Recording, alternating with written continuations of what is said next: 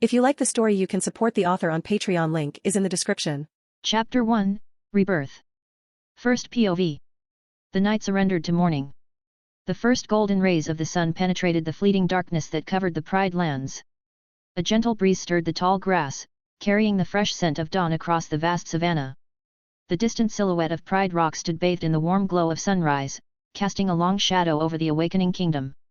It was a morning unlike any other, and the land seemed to hold its breath in anticipation of this historic day. Herds of antelope and wildebeest lifted their heads toward the sky, sensing the arrival of something momentous. Birds fluttered from their nests, their calls blending into a chorus of nature's reverence. Elephants swayed their trunks, and giraffes stretched their long necks toward the endless sheet of blue as if paying homage to the sun. Guided by an unspoken command, the animals began to move, converging from every corner of the Pride Lands. Life stirred. Life gathered. Life moved toward Pride Rock. The Lion King Mufasa was there to greet the gathering beasts. He stood at the edge of Pride Rock in all his golden glory.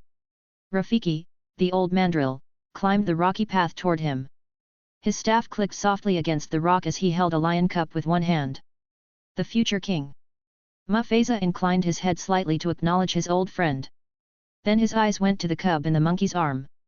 The cub blinked open his tiny amber eyes, looked at his father, and then took in the world around him. He tilted his head curiously, unaware of the destiny that awaited him. A whisper of wind passed through the Pride Lands as if to bless the lion cub. A new soul found its place in the circle of life. Rafiki lifted the cub above his head to show to the world below, and the animals bellowed a welcome to the future king. It was the sound of respect and celebration. The earth trembled under the vibration. It was a magical sight, straight out of a storybook. And I got to witness it all from behind, inside the den of the Pride Rocks. Look at that! Your brother is the crowned prince of the Pride Lands. You must always stand beside him while he fulfills his destiny, Surabi, the Lion Queen, said while gazing at the scene. Do you understand, Leo? She softly shoved me with her nose. I answered by releasing a tiny sound from my throat. I sounded more like a house cat than a real lion at the moment. Indeed, my name is Leo, the twin brother of the crowned prince Simba. You must be wondering how I got here. Good. Keep wondering. Because even I have absolutely no idea how I got here. Chapter 2, The Beginning. First POV. 2 months later.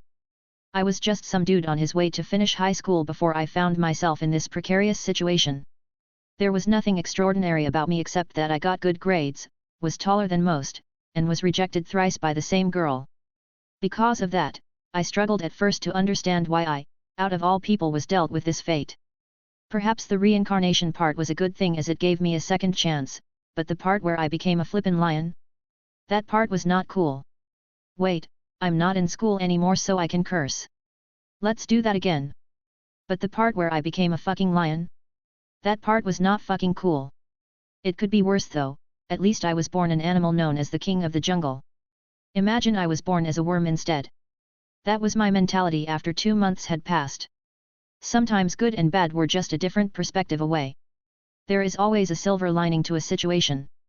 Not for worms though. What the fuck is good about being a worm? During these months, I had gotten a general idea of the situation I found myself in. I was reborn as a lion, the twin brother of the famous lion Simba. And yes, I was reborn in our childhood movie The Lion King. Except this was no longer Disney or a simple cartoon. It was very real and followed real-life logic.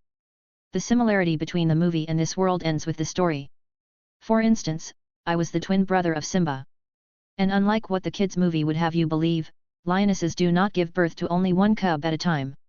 It could range from 2 to 6 cubs in one pregnancy.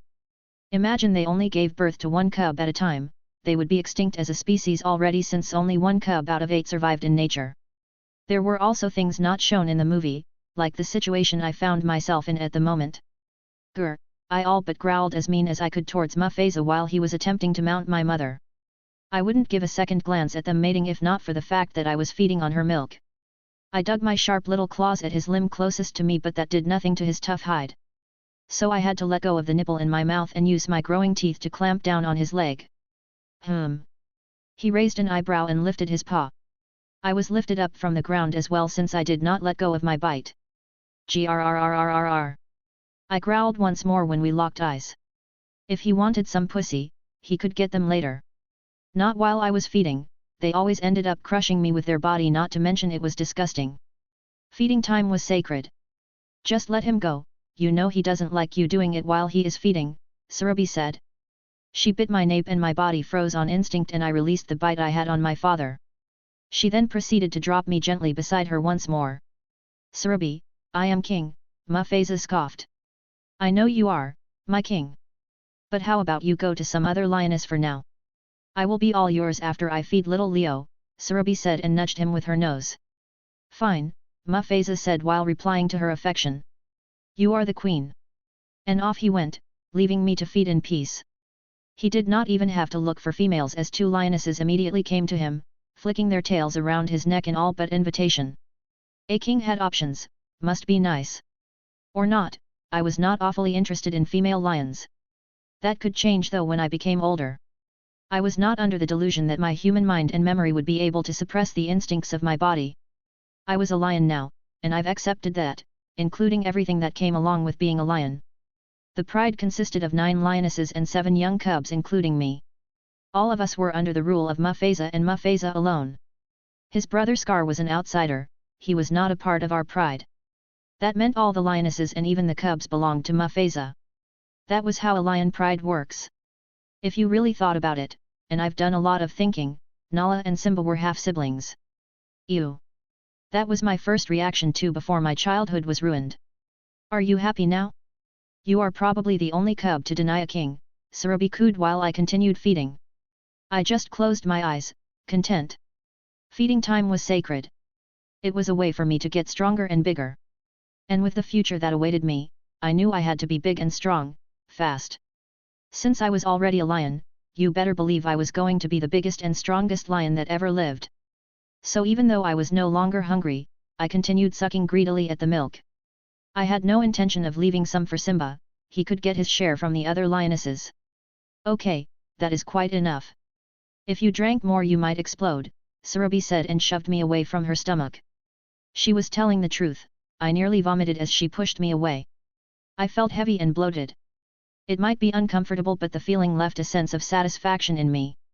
I walked to a safe corner inside the den and began napping immediately. I trusted the bulk. 1 month later. Here's another thing they wouldn't show you in the movies. Baahhhhhhhh the antelope released strangled screams of agony while 2 lionesses dragged him towards the open ground where we stood waiting. The sound of his scream came with the wet sound of blood filling his voice box as one of the lionesses had her jaws clamped on his neck.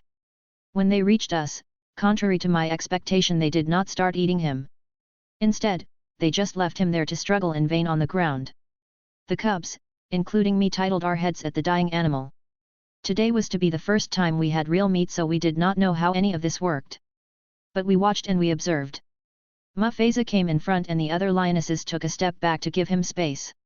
He leapt at the antelope with a beastly roar that made me flinch. He landed the finishing blow. His giant maw clamped down on the neck, and where the lionesses could only strangle, his bite broke the neck in an instant. My ears twitched. No, the bone was completely crushed under his teeth.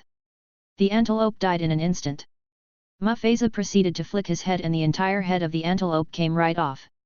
Red blood, so red they looked black, spilled out like a fountain from a major artery. The sight was gore no one could prepare me for. And then Mufasa started tearing the antelope apart and began eating him alone. No one moved, even my mother. We just stayed and watched as the king ate his share. Mufasa tore open the stomach and began feasting on the soft tissues, the heart, the lungs, the livers, and all the nutritious bits. He devoted them all. Surabhi was the first to take a step closer to the food, but she got a low growl from Mufasa. She froze and waited a bit. Her ears were droopy and she slowly made her way towards the food. But when she got to the meat, her behavior changed and she became like a beast too. They began devouring the meat while the rest of us watched, and that was when it hit me. In a lion pride, eating was more than just that, eating. It was also a stage to display power and rank. The king ate first, followed by his queen. And just like I expected, the 2 lionesses who caught the prey went next. 4 lions ate the food, and then the number slowly increased. The hierarchy of pride decides when the lions get to eat. It was brutal, but there was a weird sense of order behind such brutality. Not just when, but the way they ate show rank and dominance. The king ate the best parts, the organs, and the meaty parts. The healthy hunters and queens ate the legs and the muscle-rich meat. Sometimes, Surubi would shove the other lionesses to get more. There was also a lot of growling and even a few of them fought for more share. The process was wild and chaotic. Going by the same logic, it meant that we the cubs were the last to eat. We all sat there, watching as all the adults had their share of the antelope. I took the chance to learn about the dominance of each member of the pride. After an hour or so, the adults left the food one by one. They've had their fill and only then did we move towards the food. The smell of blood and raw meat hit my nose, but they smelled wonderful. I salivated immediately. After I became a lion, what was considered smelly and unpleasant completely changed. A human nose was fundamentally different from that of a lion. I saw a piece of meat covered in sand. I hesitated, but only for a few seconds before I ate it. And then something happened. Instincts I did not even know I had started screaming deep inside me. More. I need more. Driven by pure instincts and newfound hunger, I started to eat the leftovers of the antelope. And that was where it began as well, the hierarchy between us 7 cubs. We fought for the food, just like the adults had. It was a primal feeling, almost out of my control. The results of my bulk immediately showed. I was bigger, stronger, and healthier than the other cubs. I dominated them and got the most amount of meat from whatever was left. It was an enlightening experience, one that made me closer to being a lion and further from being a human. The life of a lion was harsher and more brutal than what the kids' movie could ever prepare me for. The pride was a family, but even within the family, I learned there was no fairness. Nature was merciless, it was survival of the fittest. That didn't scare me though, that didn't demotivate me. Instead, the opposite happened to me. I've seen it today, I wanted to be like my father. I wanted to be like Mufasa, strong, powerful and dominant. I bit at the young cub that was eating a rib with quite a few meats on it. He tried to fight back on instinct, but the pain of my bite quickly discouraged him. He released a whimper, something like a puppy nose, and moved away from his share. I took his food with not an ounce of guilt. I was done accepting my new reality as a lion. Now it was time to give purpose to this life of mine. It felt natural for me to want this, like it was imprinted on my instincts. Perhaps it was my destiny all along. I wanted to be a lion king. Chapter 3, Growing Up. First POV. 3 months later. Time passed quickly in the life of a lion cub. I was starting to forget what it was like to be human and had completely adapted to my new life as a lion. It has been 6 months, half a year since I took my first breath in this new life. My life consisted of 3 things: feeding, playing, and then sleeping. I spent my days cycling between these 3 activities.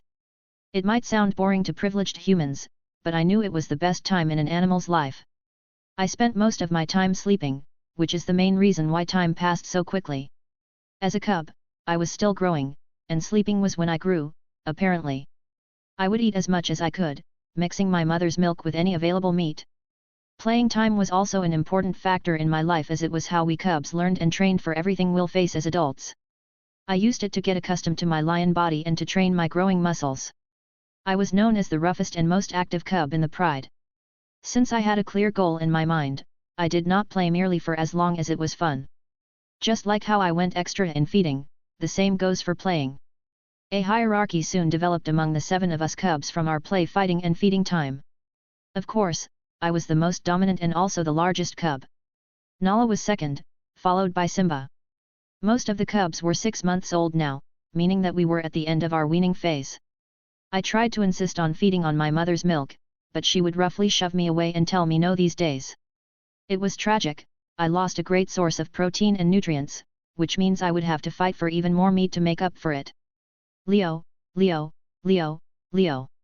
I spared a glance at Simba, who was jumping up and down on the ground while I rested on top of a tree branch near the Pride Rocks. You're awake.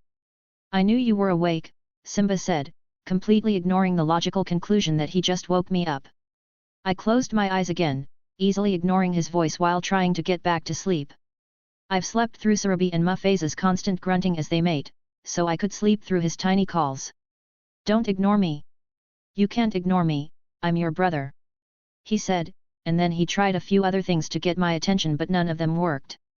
He went silent after a while, and then I heard the sound of tiny claws scratching wood.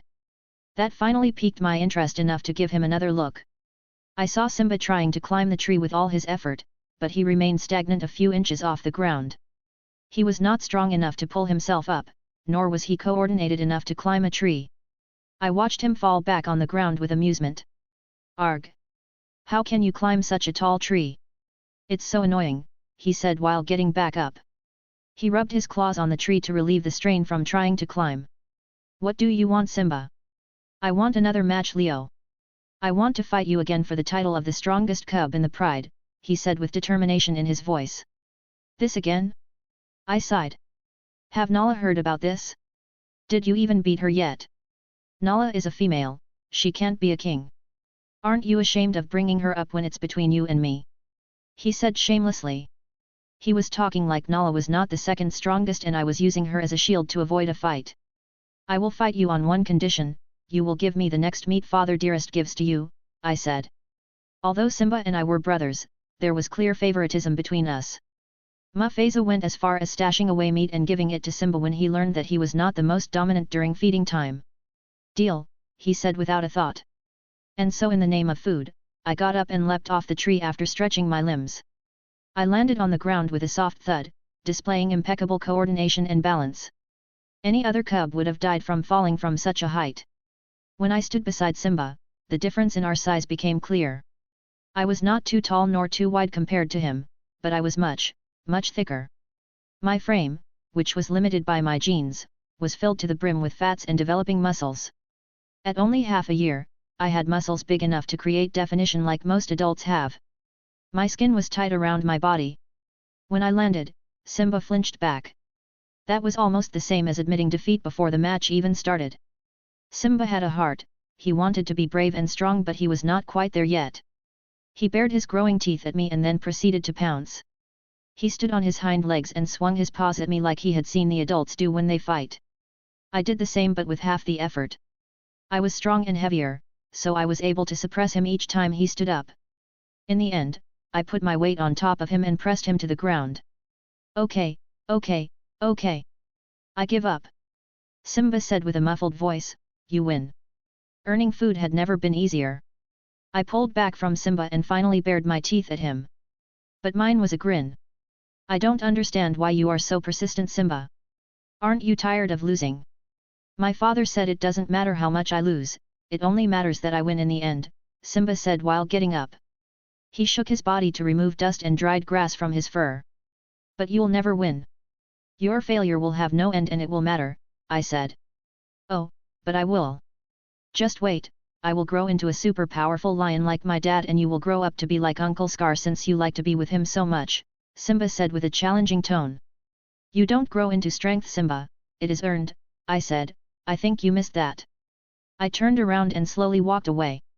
A yawn escaped my maw, the little scuffle had managed to snuff out my drowsiness. Now I had to find something to do. Well, I'll be the king in the future and you will have to listen to me anyway, I heard Simba mutter to himself. Welp, he was young and still naive. He would learn in time. Life was going to teach him the hard way. But I still felt the need to reply. You'll be the king only until I challenge you for it, I said as I walked away, be ready, Simba. The challenge hung in the air, leaving him in a silent tension. On the other hand, I made my way towards the den.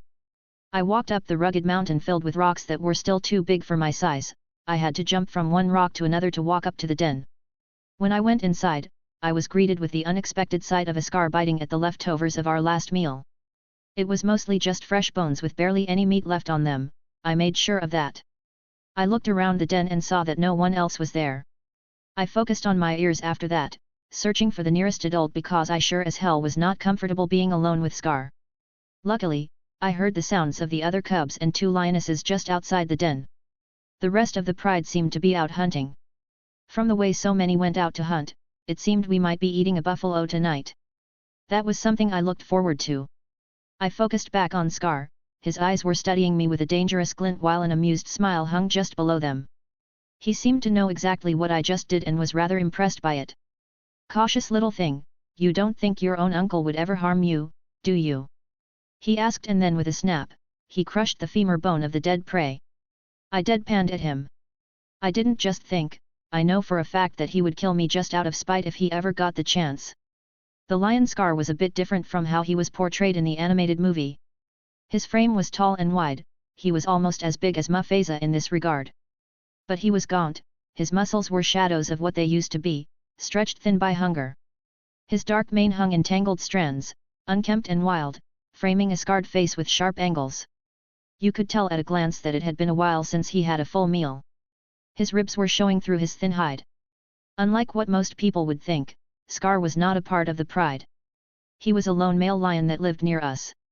Mufasa had allowed him to live in his territory out of mercy and because Scar had been very submissive so far. Scar's living conditions could only be described as pitiful. He had no access to the females, so he could never pass down his genes. He could not hunt for himself since Mufasa rarely allowed him to. The Lion King had this whole cycle of life philosophy, and he preached that we should only hunt what we need and nothing more. But I believe that was just a guise to make sure Scar never became a strong challenger again. How could Scar hope to challenge him again when he was this weak from lack of food? The only food he got was leftovers most of the time. I was not justifying his action, but I could totally see why Scar would hate Mufasa and even kill him in the end. He was kind of an asshole. But nature was such that might make it right, Mufasa was stronger so he was the good guy. Can I try? I asked when I saw him lapping at the red, yellow bone marrow inside the femur. Trying to take from a beggar scavenging scraps? I guess we are lucky your brother is the crown prince and not you, he said, you would make for a selfish king. But in the end, he gestured with his head at me, come along and have a taste if you want. I quickly went up to him and without any hesitation, I tried the bone marrow right beneath his maw. He seemed pleasantly surprised at how I was so unafraid of him, not knowing whether to appreciate it or take it as an insult. Most cubs would not even go an inch near him, his reputation was shit and every mother feared that he would kill one of the cubs out of spite so they told us to stay away from him. No wonder you are able to live on scraps, that is really fat and juicy, I said while licking my own mouth to clean it. The bone marrow was oily as fuck with a hint of blood in them. I was sure it was rich in calories. It was a food that could sustain life but not strengthen it when eaten alone. I only ate slightly too much than I was supposed to. There was still plenty for Scar to enjoy. I wish I had a stronger jaw to be able to crack open bones like you, I said, to which he just chuckled darkly. Perhaps he realized that the moment I was able, he wouldn't even get scraps anymore.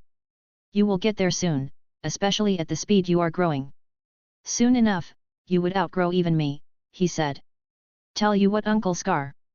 How about instead of waiting for the other lions to leave the den, I bring the remaining bones of every meal to you, I suggested, and then you can crack open the bones and we can share the bone marrow. He went silent for a moment before he grinned, isn't that a splendid idea? Perhaps you would make for a wise king, although selfish. So that's a yes? I asked. I wouldn't reject if you come once in a while, he said, choosing his words carefully. He didn't want to expect anything good from anyone anymore, he was done with that long ago. Scar remained in the den for a few more hours. He only left when he heard the roars of the other lions that declared their return and a successful hunt. And much to my joy, they brought home a dead buffalo. The feast was official. Chapter 4, A Lion's Roar. First POV. I opened my eyes, my consciousness was ripped out from the dreamscape by the malicious vibration that filled the air. I knew exactly what it was, so I slipped out of Surabi's warm hold and ran out of the den. I climbed up the stony passage of the Pride Rocks and gazed out at the rising sun. The chill of the morning air sent goosebumps through my skin, causing my fur to puff out to protect my body heat. My ears darted in every direction, waiting expectantly for another one to come. And it came, in all the glory that I was expecting. Asterisk roar. Asterisk. Mufasa, the Lion King's roar could be heard throughout the Pride lands. It began as a low, guttural rumble like the earth itself was clearing its throat. Then it climbed until it became this mighty, malicious roar that tore through the stillness of the morning air. My sharp ears listened to the roar carefully. The rumble of vibration told me much.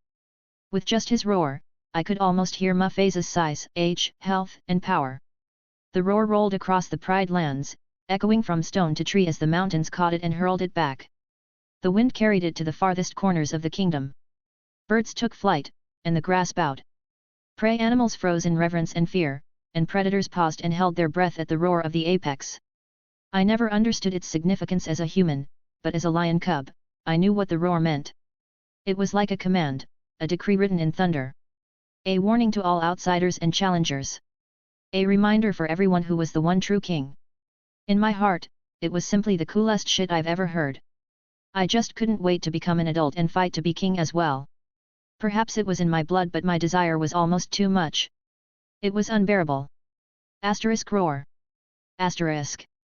The distant roar continued until the sun fully rose on the horizon. It was a routine for Mufasa to patrol his territory in the morning and in the evening. More than once, I tried to imitate Mufasa and release a roar of my own.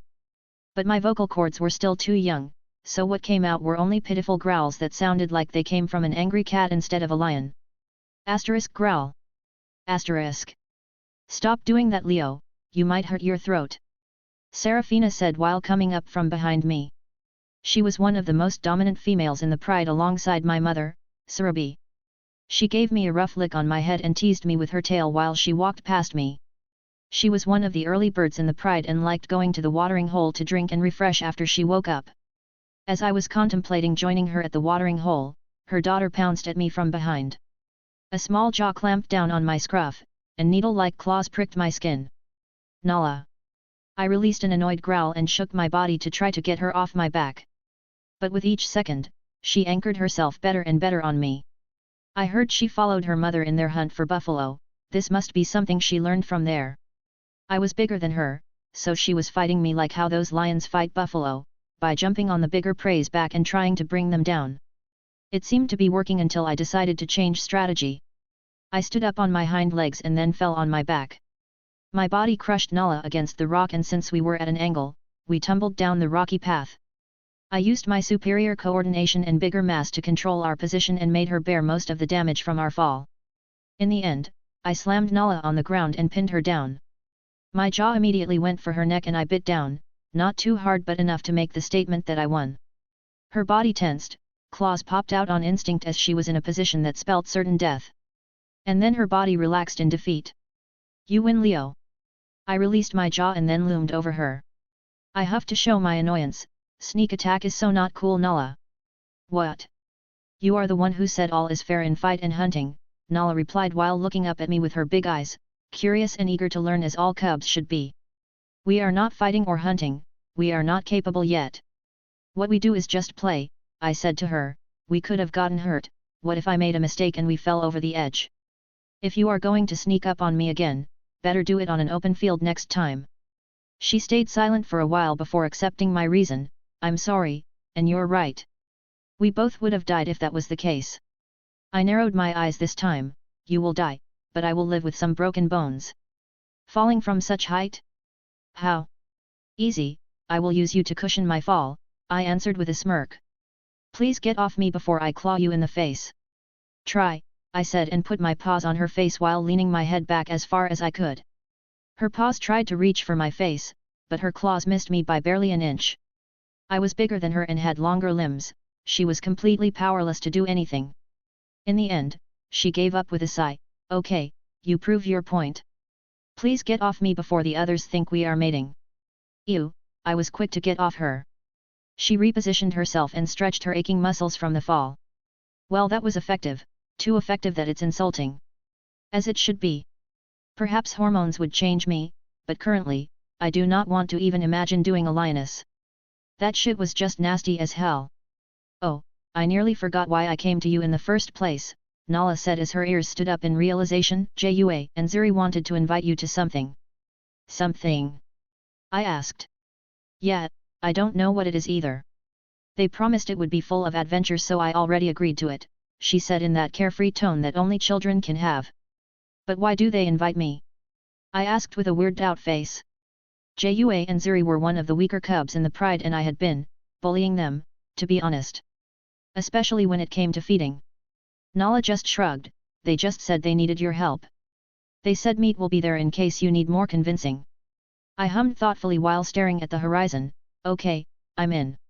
It was not like I had anything better to do anyway. It could be fun. Although I was not complaining about my monotonous life, some adventure would not hurt once in a while. Nala snorted at my statement. It was the kind of snort that sounded mocking. I narrowed my eyes. Is there anything funny? Yes. Why do you act so thoughtful? We all know you are in the moment meat was mentioned, she said. Are you calling me greedy? I asked. No. I'm calling you fat. I blinked and then I pounced at her. I'll show you fat. I was not fat, it's called bulking.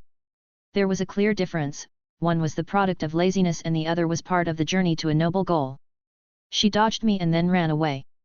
I chased after her. But let's just say with all my size, speed was not really my forte. I couldn't catch her no matter how much I tried. Guess you couldn't be good at everything. See? You're so slow because you are fat. I chased her again, not because I was offended or anything. I was simply training myself. Yes, it was just a part of my training to become the greatest Lion King. Chapter 5, When Survival Has to be Earned. First POV. It is greatly unnerving that Simba is not with us. I thought for sure he would be included, I said while walking at the back of the group. There were 4 of us, Nala, Jua, Zuri and me. I was walking at the back, just behind Nala, while the 2 other cubs led the way. We were already further away from the Pride Rocks than we should be. Simba is too bossy, he is annoying to be around, Jua said while his eyes focused in front of him. He goes around talking about how he is going to be king non-stop and that we should listen to him because of it. And Simba is not really the subtle type. Whatever he does, it always reaches the ears of the king, so we don't want to include him. Zuri said while looking back with a half smile. Simba was like a spoiled child as things stands. He was also constantly monitored by Zazu the bird, so I could understand why he was not invited. But he would be the most excited among us if they did invite him. We walked for a few more minutes, and the distance was getting too far for my comfort. Are we nearly there? If not, I am going to go back now, I said. I was not foolish, I knew how badly Simba messed up whenever he decided to go on an adventure. I did not have plot armor like he did either, so I did not want to tempt fate by any means. In a few years after I was grown, I would explore this world as much as I wanted, but while I was a cub, I wanted to be careful. Almost there, come on. Jua said and then began running through the tall grass. We all followed him and started running too. It was not long before we reached our destination. A tree, I deadpanned while walking around said tree and scanning it for anything interesting. Of course, we don't bring you here just to show you a tree, Zuri said with a knowing smile. I fail to find anything of interest here, I said. Look up, she said, and then all of us turned our heads upwards. Among the thick leaves and the complex branches of the tree, there was a half-eaten impala. The body of the prey was covered in dirt and dry leaves which masked most of the scent coming off from the meat. It was also high up in the tree, so the air current was different, making it so that even though I was right under the meat, I could not sniff it out. Is that a? Nala asked, but Jua cut her off in excitement. Yes. It's food. Someone just left it there and we can take it. He said with excited leaps. But we can't climb the tree to take the food. Which is why we invite you, Leo, Zuri said, you just have to climb up the tree and push the body off the branch. And then we can all share the food. All of them, including Nala, brightened up at the idea. They all turned to me collectively with expectation in their eyes.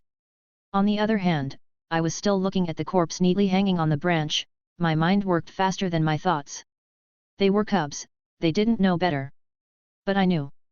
I was not really into studying animals in my past life, but even I knew what a half-eaten prey on a tree implied. Panic finally settled in my heart, regret came right behind. I looked around the grasslands with worried eyes, my ears moved towards every sound around us. We need to get out of here quickly. I said, much to the shock of everyone. What? But... do you have any idea what you've done? I shouted at Jua, he flinched back in fear and alarm. No predators just abandon their food like that. That is the work of a leopard storing his food. I said, and then not a second later, my eyes caught movement behind Jua. The cub blurred from my vision as I focused on the moving grass behind him. It took me another second to realize that it was not just moving grass. Atop the blades of grass was a beast perfectly blending in with the surroundings. I got a closer look when he neared us, but even then, it was just a blur of muscles and teeth. Run! I screamed, and then the leopard finally released a savage growl. The sound sent shivers up our spine. The vibration unlocked instincts we never knew we had. It was an instinct to run for our lives. We ran as fast as we could, so it was almost despairing to realize how slow our fastest was compared to the leopard. Jua was the nearest to the spotted predator and was the first to be taken away. A blur of motion, stealthy and swift. The only thing we heard was the agonized sound of a crying cub and the snap of a bone. The scent of fresh blood caught my nose as I ran. That scent struck an odd sense of terror in my heart. I thought lions were born kings, I thought we did not know fear, but I guess we do. We ran more, as fast as our little legs could take us. I turned my head to look behind, and I kind of wished I never did. The leopard was much easier to spot as his fur and mouth were covered in Jua's crimson blood. He was running after us again. I thought it would take more time for it to chase us again. I thought it would lose interest after it killed Jua. But the glint of cruelty in its eyes made me confront the truth. It was not hunting us for food, it just wanted to kill every one of us, and wouldn't be satisfied until it did. The instinct to kill a lion cub and reduce the competition for food was the main driving force behind its pursuit. When I faced forward again, I noticed the distance between me and the two other cubs had increased. I cursed under my breath, realizing that I was the slowest among us and that I would be the next one to die. At that moment, I was taught a lesson I thought I already knew. It was not always about size and strength in nature. Had survival been based on size, a lot of animals that went extinct wouldn't be gone. My mind worked faster than my legs as I considered what to do. I could try and catch up to Zuri and then trip her so that she would become the next victim. And then what? The leopard would continue its pursuit and still kill me anyway. The Pride Rock was far enough that the leopard had all the time in the world to kill us. Fuck. Fuck. Fuck. Fuck. Fuck. Fuck. Fuck. Fuck. Fuck. Fuck. If I continued running, there was no way of surviving this. Strangely, that conclusion brought a sense of peace and calm back into my heart. I knew then what I had to do. No. I knew what I wanted to do. Nala. Zuri. I called them as loudly as I could, don't stop running and call the adults as fast as you can. I will fight him. The instinct of survival was fight or flight. If I couldn't run away, then you better be certain that I would give one hell of a fight. NOOO. Are you insane, Leo? Nala screamed back. Just go. I said one last time, and then I slowed down. When I came to a stop, Nala and Zuri were already far away. Nala screamed at me but she never stopped, her instincts drove her away even though her heart might want to stay. We were of the same pride, we grew up as siblings, and she was probably the one I was closest to among the cubs. But nature was all about survival. In the face of survival, feelings were nothing. I turned around and then locked eyes with the leopard that was closer than ever before. He came at me like the perfect killing machine that he was. To my senses, he was danger materialized. Death itself seemed to run alongside him. But I stood my ground. Death was not a stranger to me, I've died once before. This was my second life. It was a second chance that I was lucky enough to get. To be completely honest, it was a gift, it was an extra. So the chance of losing it didn't terrify me as much as it did back then. I was supposed to be dead anyway, right? Time seemed to slow down as I hardened my resolve. It was not that I did not fear death, but I had a logical understanding of what was at stake. This extra life, I will fucking fight for it. Even if I lost, it meant I was going to return to zero.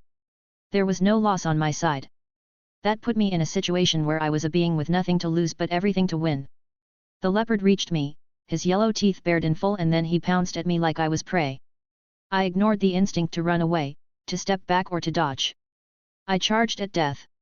As if I had a chance against a fully grown leopard, as if I were on equal ground with this absolute beast.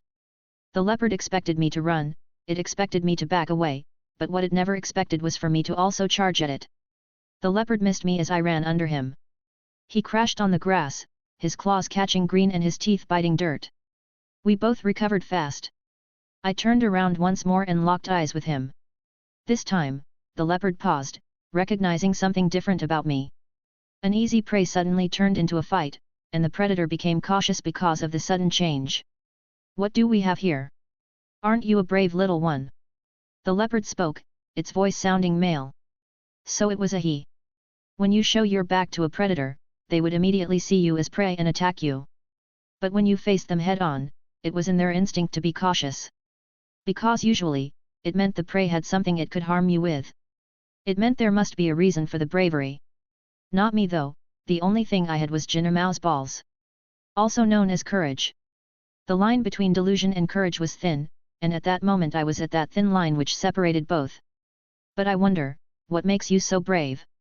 He asked and then circled around me. I did the same, never showing him an opening behind me. I faced him head on, and we circled around the grass for a while. He sized me up and down, his predator eyes searching for a threat in me. On the other hand, my mind buzzed with strategy.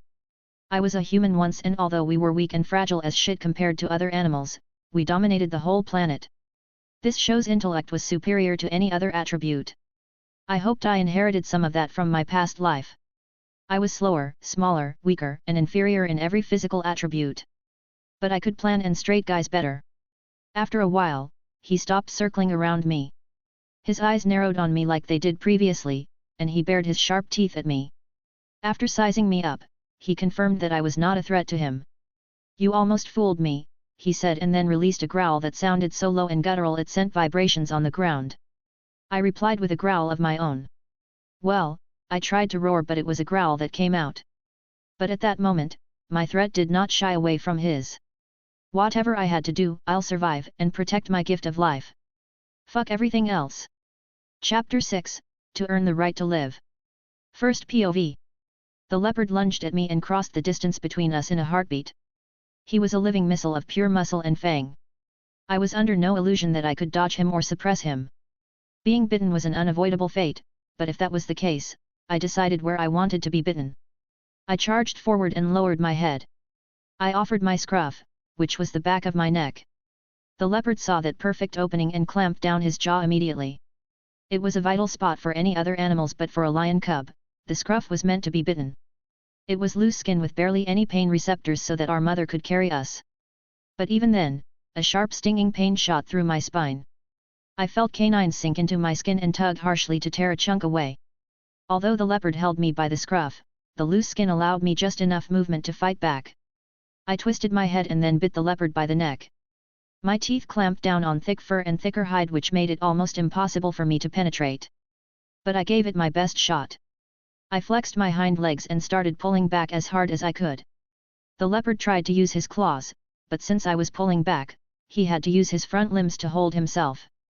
With that, I neutralized his two greatest weapons, his jaw and his claws. We continued pulling fiercely at each other, but then the leopard got fed up and increased his effort. He tightened his hold on my scruff and began thrashing me violently. I felt a sickening tear in my skin and the place where he bit started to feel wet. The leopard seemed to be motivated by the taste of my blood as he became more violent. He allowed me to drag him backwards, and his paws came up. His claws made a clear line on my skin as I tried my best to inflict the same damage. But my juvenile weapons were not a match for his defenses. Leopards might be predators, but they also evolved to fight against other leopards. Unfortunately, a lion cub was just a weaker leopard. I felt him release his bite for a moment to readjust as I dragged him backwards. I took that opening to the fullest and whipped my head upwards. I bit at his most sensitive part. His nose. My canines tore into his wet velvety nose, and he was alarmed immediately. His body instinctively tried to back away, a big mistake as I had already sunk my teeth into his soft tissue. He ripped his own nose from pulling away. The leopard released a howl of pure agony and then he thrashed around violently on the ground. It must have hurt like a bitch from the way he was reacting. "Pussy," I said while spitting out a small part of his bleeding nose. I turned around and started running back to the tree where we had found the stored meat. My main goal was to survive, but in case I didn't, I wanted to make sure I was the only one dead. The pain stopped the enemy only for a few seconds before he came right for me again. This time, he was really pissed off. He released guttural sounds like he was choking on his own anger. I did not even make it halfway to the tree before he caught up to me. I saw a big rock in the grass, and I jumped up on it, claiming the high ground. I turned around, but I was already greeted by rows of yellow teeth. The leopard lunged at me. I could see the deepest part of his throat as his open maw slowly enclosed my head. Time seemed to slow down just enough for me to realize I fucked up. And then a blur. My body was ragdolled from the rock and we crashed on solid ground. The leopard moved so quickly and violently that I had no time to think. The only thing that saved me was my instinct as I covered my vitals. I tucked my head and lay on my back, taking the natural position that all creatures take when faced with a stronger foe. The elder brother would often see this technique being pulled by their younger brother. The endless play fighting between the cubs bore fruit as I executed the next move almost naturally, like it was part of my primal instinct. I pushed the leopard with my hind legs, throwing him over my head to roll away. He was lunging for my neck, so his own momentum threw him off to the front. I recovered fast and then ran towards the tree again. This time, a genuine strategy formed in my mind. The last move gave me an idea. What happened next was like a battle between prey and predator. The leopard, driven by instinct, always went for my vitals, so he was easy to predict. I could tell that he was not an experienced leopard. The better way was to bite my legs and slowly drag me down instead of aiming for my vitals immediately. He would pounce for my head and spine, and I would roll on the ground and throw him to the side using his own momentum. The chase went like that for a while as we slowly got closer and closer to the tree. I felt the leopard swing at my legs from behind as I ran. I've seen lions do this, too, while chasing after prey. The aim was to throw off my balance and trip me. But I was no damn deer. Cats were one of the most coordinated animals on the planet, and I had been training. So I easily caught myself halfway into the fall and continued running. Alas, the enemy wanted me dead as much as I wanted to live. A scream, a genuine scream of pain, left my throat as the leopard gnawed down on my tail. I felt my feet wobble from pure agony, which only increased as the leopard planted his paws on the ground to pull me to a stop. I tried to wiggle my tail out of his jaw, but he bit me at the very base of my tail. I couldn't do anything, so I came to a stop, much to his glee. I felt claws latch onto my skin as he pulled me towards him. I bent my body and tried to hit him back, but to no avail. He bit me at the base of my tail, so I couldn't turn enough to fight back. My mind was abuzz with thoughts as I was being slowly pulled down. I reminded myself that my only goal was to survive, fuck everything else. Ah! I screamed as I put power on my hind legs once more. I used every bit of strength I had to run away from his sharp grasp. The enemy tightened his jaw and also pulled back to match my strength. And then what I expected happened. A crush of bone, a snap of tendons and a tear of muscles. The tail is one of the most sensitive parts of a lion. It helped us balance our movement, make sharp turns, and distribute our weight. So when such an important part came off my body, it was the same as losing a limb. I bolted out and almost fell. The importance of my tail was made evident almost immediately, as I couldn't run as fast or as stable without my tail. But it only took a few moments for me to adjust. Blood marked my trail as I ran. The leopard was still busy with my tail, so I had enough time to reach the treeway before he did. At first, I struggled to climb the tree. I fell more than twice, but I persisted and eventually reached the top. It was a tall tree, and by the time I reached the branches, the leopard had already reached the same tree. And I kid you not when I said the cat with spotted fur literally ran up the tree. But that didn't matter to me anymore as I leapt down at the leopard. The giant cat was in the middle of climbing, so he had no way to dodge or block. His forelimbs were busy hanging onto the trunk of the tree. My claws found his face. My right paw missed its mark, but my left paw managed to gouge out his eyeball. Blood immediately came out of the eyehole along with an eyeball. The leopard howled in pain and we both fell from the tree. If I couldn't damage him because of his thick hide, I would just let gravity do the job of breaking his bones. I recalled the talk I had with Nala back in Pride Rock. I wouldn't die even if we fell from a height because I would use her as a cushion. Being the one currently undisturbed by a fresh wound, I was able to maneuver during the fall and landed on top of the leopard. A deep thud resounded as the leopard hit the ground. I heard the sound of broken ribs and cracked bones, much to my utter delight. The leopard lay on his back and thrashed around rapidly from the pain. I jumped off his body and then lunged at him to attack. I aimed for his vitals. He instinctively covered his neck and soft belly, but that was fine. They were not the vitals I was aiming for. Instead, my jaw went towards his lower end. My eyes locked on his balls. I couldn't give a fuck about what those balls entailed. The only thing I knew was that it would hurt as shit and that it was one of the few body parts that I could tear with my canines. So I gobbled those balls and chewed them between my teeth. They were even softer than expected as I bit right through them. This time, the sound released was the most pained. The leopard quickly got up and then tore off his own balls in my jaw as he ran away. His testicles hung and dragged behind him as he fled. I barely stood upright as I watched him run away. I felt something build up inside my chest as I watched the defeated enemy. Surprisingly, it was not joy, it was not relief, and neither was it anger. It was It was pride. I felt pride like I had never felt before. It was raw, it was undeniable, it was mine. The feeling overwhelmed every pain, every ache, and fatigue. I planted my paws on the ground and released a sound from the deepest pits of my stomach. Roar.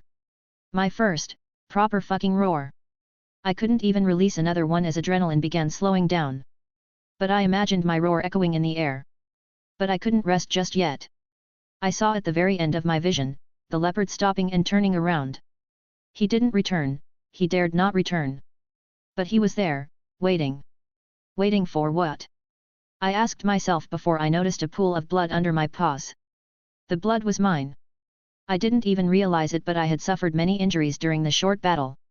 I didn't even feel it when the leopard was chasing me, but my body was cut open so much that I was completely drenched in red. Every time the leopard pounced at me I thought I threw him off me, but it was not that simple. His claws had been cutting open my skin, his teeth always leaving a mark. In every interaction, I always left with a wound. I looked like I could collapse at any moment. And I felt much worse than I looked. The leopard did not want to fight, but he was waiting to see me fall. Perhaps he wanted to finish me to get revenge for the nasty injuries I left him with. Maybe he just wanted to see me suffer like he was. Coward, I mumbled and started moving towards the leopard again. I was acting like I still had a fight left in me. When you are weak, fake strength. The leopard, being scared enough, also moved back the same distance I moved forward. I stopped when I felt like my legs would break at the next step and stood my ground. I did not collapse for a minute that felt like an eternity. And then my savior came in the air. It was faint and far away, but I could hear a roar in the distance. The leopard heard it too. He would not be able to escape with his injuries if he waited longer, so he started retreating once more. I remember your scent. I shouted at his back with all my remaining energy. If you survive that, I'll see you in a year. It was a promise. By that point, I would be big and strong enough to overpower him the same way he did to me. And then I would finish this battle. He disappeared from my vision and I finally lay on the ground and waited for my parents to come. I couldn't pass out though, lest they would abandon me, thinking I was dead with all my injuries. Chapter 7, The Reward is Life. First POV. Leo. The concerned call from my mother brought me out of my stupor. I was but a living statue, barely conscious. My body was locked in its upright position, like my body knew I would never fall, so it just used that position to rest. My mother, not knowing the state I was in, came like a storm. Luckily, I had recovered some energy during the wait so I did not fall when she softly knocked against me. The action was akin to a mother hugging her child. Are you alive? Can you breathe, Leo? She was both hurried and gentle in her behavior. She pranced around me and surveyed my entire body for injuries. The sight must not have been too pretty in her eyes, as she released soft growls mixed with whining sounds. My poor baby, I'm so sorry, she said and licked me on my head to clean the blood. Her rough tongue against my fresh wound should have been painful, but it brought me a strange sense of ease. It was comforting. I won, I choked out. Even my voice sounded exhausted. I'll survive. This time, my mother was not the only one who reacted.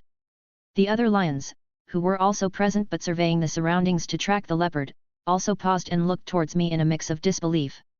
You won a fight for survival, Surubi said. I'm proud of you. That felt good to hear. I'm so proud of me too. Now let's get you home, she said and was about to pick me up by the scruff. She stopped.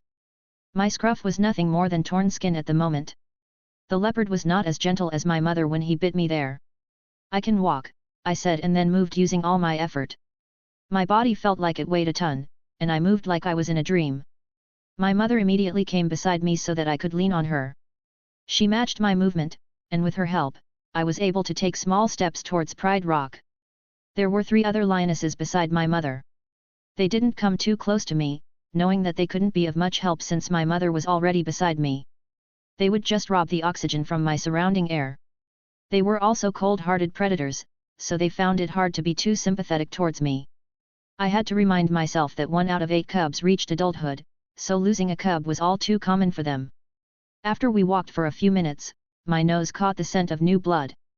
I looked around for a bit, and then I saw the corpse of Jua in the clearing. His body lay on the ground, and behind him was a trail of blood which indicated that he had crawled away until he died from his wound. The leopard had inflicted a fatal wound, and he didn't survive. However, he didn't die immediately either. I could imagine the regret, the horror, and the helplessness he must have felt right before his death. I felt something familiar until I started fighting back. I stopped in my tracks and stared for a bit. That could have been me if I were not strong enough. That could have been me if I were not braver. That could have been me if I had wasted even one opportunity. Survival of the fittest. The saying had never been more true and meaningful to me. I swore once more in my heart to be the fittest in the world. I swore I was going to die of old age in this life. Come on, his mother will deal with his corpse, Surabhi said with barely any emotion in her voice. Her heart was only big enough to care for her own cubs. The loss of a cub was bad for the pride, but that was it for her. We continued walking for some time before we eventually devised a new way for her to carry me. I climbed on her back, and the rest of the way was much easier. After we reached home, I finally allowed my consciousness to slip away while my mother nursed my wounds. //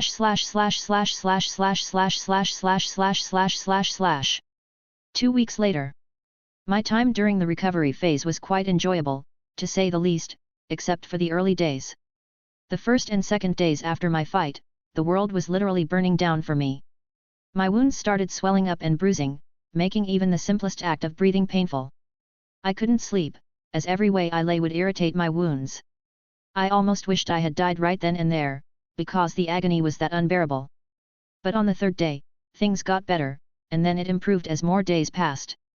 My mother became my nurse while I recovered. She would lick my wounds to stop any infection, and she would share her body heat so that I didn't have to waste energy staying warm on my own. She even started feeding me her milk again due to my injuries. Not only that, the pride also shared with me more meat than I could eat while I recovered. During the 2 weeks, my life was filled with eating and sleeping, just like how it was when I was an infant. And today, most of my flesh wounds have healed. The only pain was in my bones, but that too was fading rather quickly. Leo, Leo, Leo. Tell that story again. Simba relentlessly nudged me to my side while I was trying to sleep peacefully on top of a rock. He was not alone in annoying me, as other cubs were right behind him. I had become some type of war hero among the cubs after my fight with the leopard. They would keep bothering me to tell the story of my fight. I've repeated the same story more than 5 times at this point. Just let me sleep peacefully, I said and knocked Simba down from the rock. Come on, just a little bit, Simba insisted while getting up. In the end, it was much easier to tell the story and tell them to fuck off for the rest of the day instead of waiting for them to tire out. I sighed and sat upright. I looked at the 5 cubs on the ground beneath me. Simba, Zuri, Nala, and 2 other cubs whose names I could not recall easily. The pride had 7 cubs originally, but now it was only 5 that remained. Jua was killed by a leopard, and I think the other one was killed by a stampede when he went to see the adults hunt buffaloes. Okay, but this will be the last time I tell this story, I said, and the cubs shouted hooray before huddling up in front of me. And so I began my tale. I was reluctant to begin, but when it did, I quickly lost myself just like the other cubs. It was quite enjoyable since it was about how awesome I am. Everyone loves boasting in the end. I added some exaggeration here and there. The wind carried Jua's final screams to my ears. In that moment, it settled in me that the situation was truly life or death and my dear friend was killed just like that, I said, and then a sober mood came over us.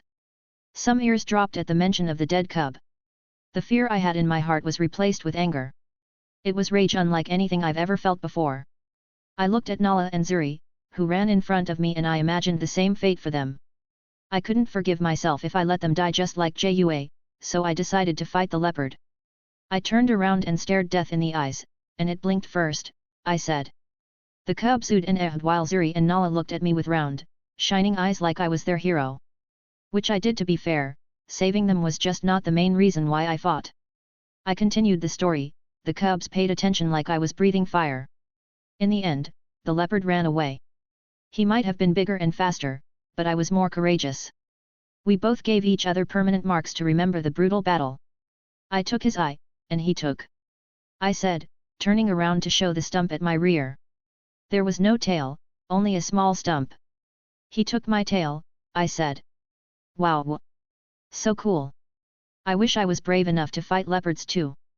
In their amazement, they were getting too close to my butt, so I quickly turned around to stop them.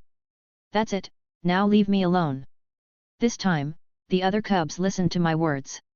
They left one by one to do their own things. Most of them would probably do something stupid, as is the nature of the cub. Thanks for the story, Leo. Simba said and jumped away on the rocks. He looked like he was playing the floor is lava with how he refused to touch the ground. Nala was the last to leave. She stared at me for a little bit, wanting to say thank you even though she had said it countless times already. Nala, hurry up. Simba called her and she finally turned away. Coming. I watched the four of them leave. Then my eyes went to Zuri, who was laying down on the ground slightly below me. You're not going? Again? I asked. Yes, I prefer staying right here with you, she said while getting more comfortable on the ground. I'll only be sleeping, so it will be pretty boring to hang around me, I said. I know that, and it's all right, I need some sleep as well. The newborns were so loud last night I could barely sleep, she said. That reminds me, there were newborns 2 days ago. One of the lionesses gave birth to 3 new babies.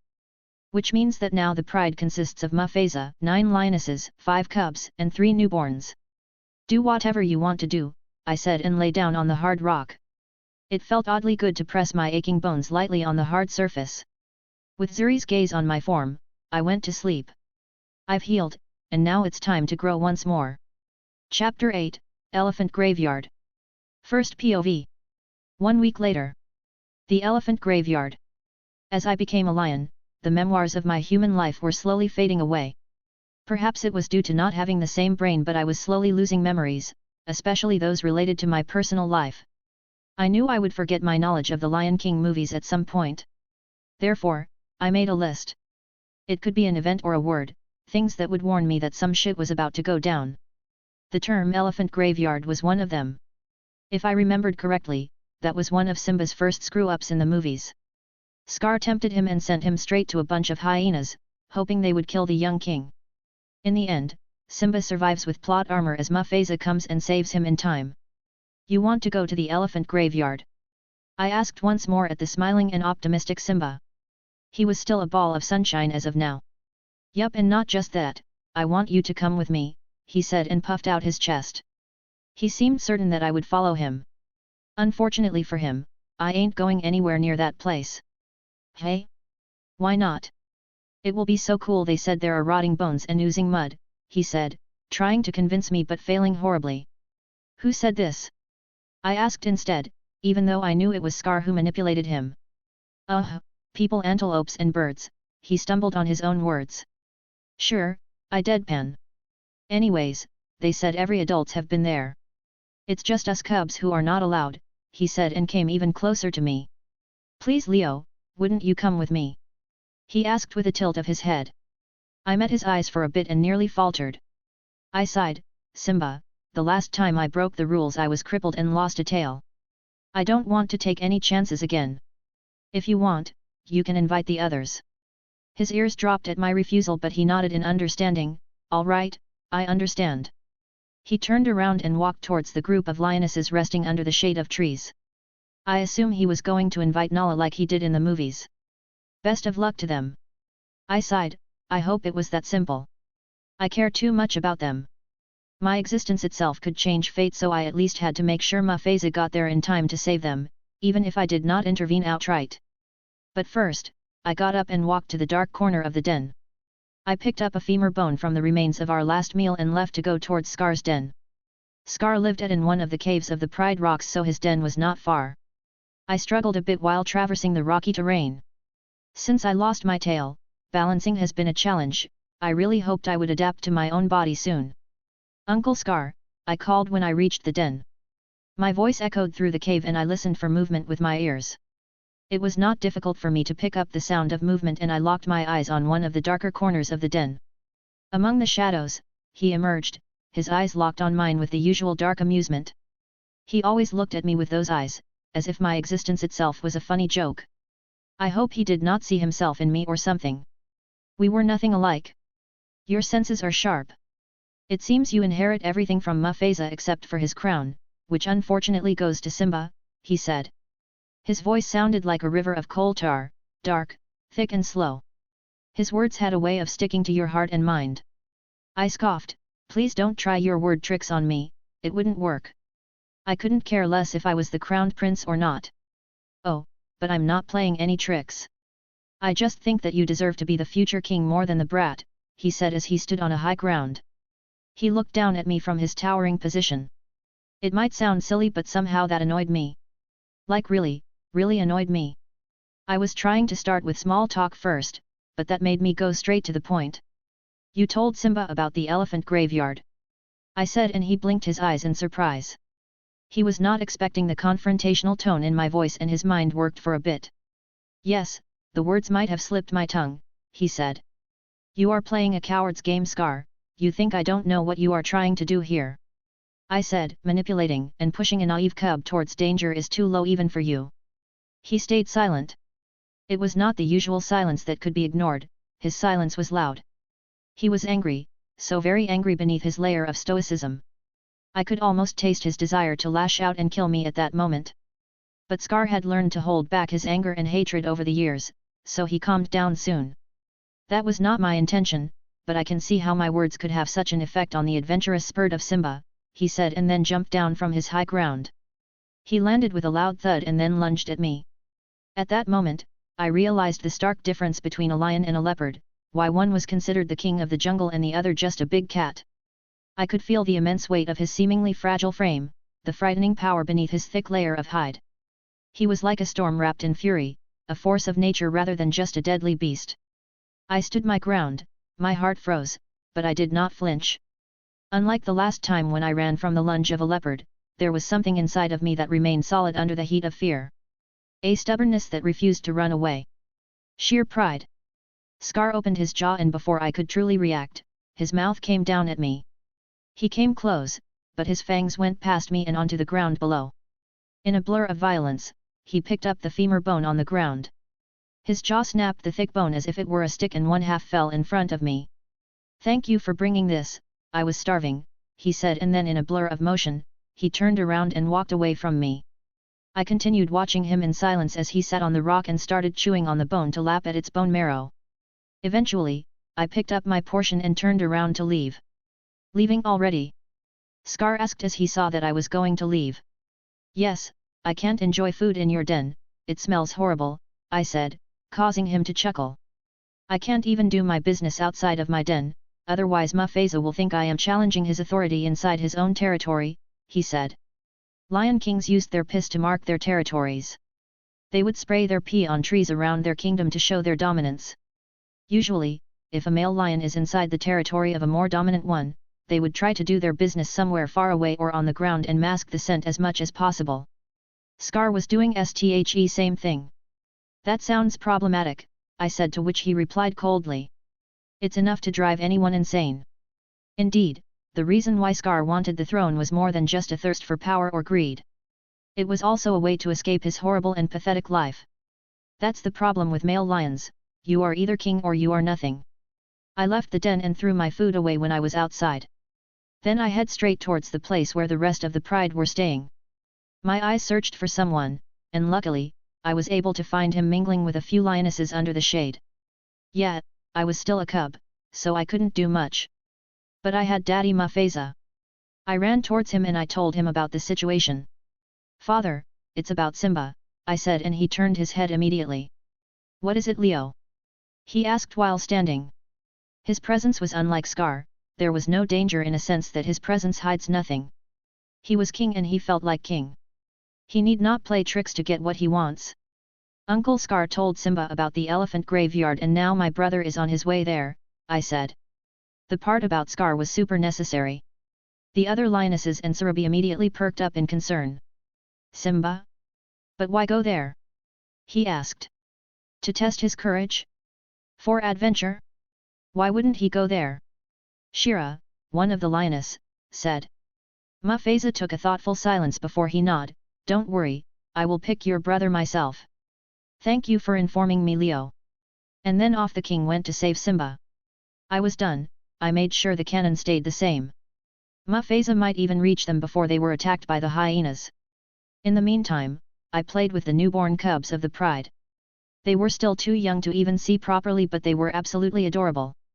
A newborn lion was no different than a kitten. Chapter 9, No More Scraps. First POV. The Walk of Shame. Nala returned to the Pride with a walk of shame. It was late in the afternoon, that exact moment where daylight fought with night. The result was an orange sky and a sun that was slowly turning blood red. The adults immediately started scolding her for what she did. Her mother in particular seemed equally concerned and pissed at her daughter's actions. After she got an earful, she made her way toward me. I was sitting on a dead log from a fallen tree. I was not too far away from the Pride, but I was not too close either. Unbothered, but I could still see what's going on. "Hi Leo," Nala greeted me. "Hello Nala," I greeted her back with a grin. "You don't look like you had a pleasant adventure." "It was a disaster. I knew following Simba would get me in trouble sooner or later," she said. "I thought you'd learn not to break the rules after what happened last time," I said. "So tell me, what happened?" She walked in front of me and sat down like an obedient house cat before she explained. "Simba and I went to the elephant graveyard. It's somewhere beyond the northern borders. It was cool at first, but then the hyenas came and tried to kill us," she said with a sigh. "Hyenas are scavengers, so it makes sense why they would be in an elephant graveyard. It must be heaven for them," I said thoughtfully. "Yeah, we really should have thought it through before we went there. But luckily, the king arrived not long after and chased away the hyenas," she said, her ears perked up at the mention of Mufasa. "The king is so awesome." She paused, and then her eyes became cloudy as she dreamed about the king. Mufasa really had so much aura, he was already pulling the young Nala. I chuckled seeing that. She shook her head. "I heard that you were the one who asked the king to come save us.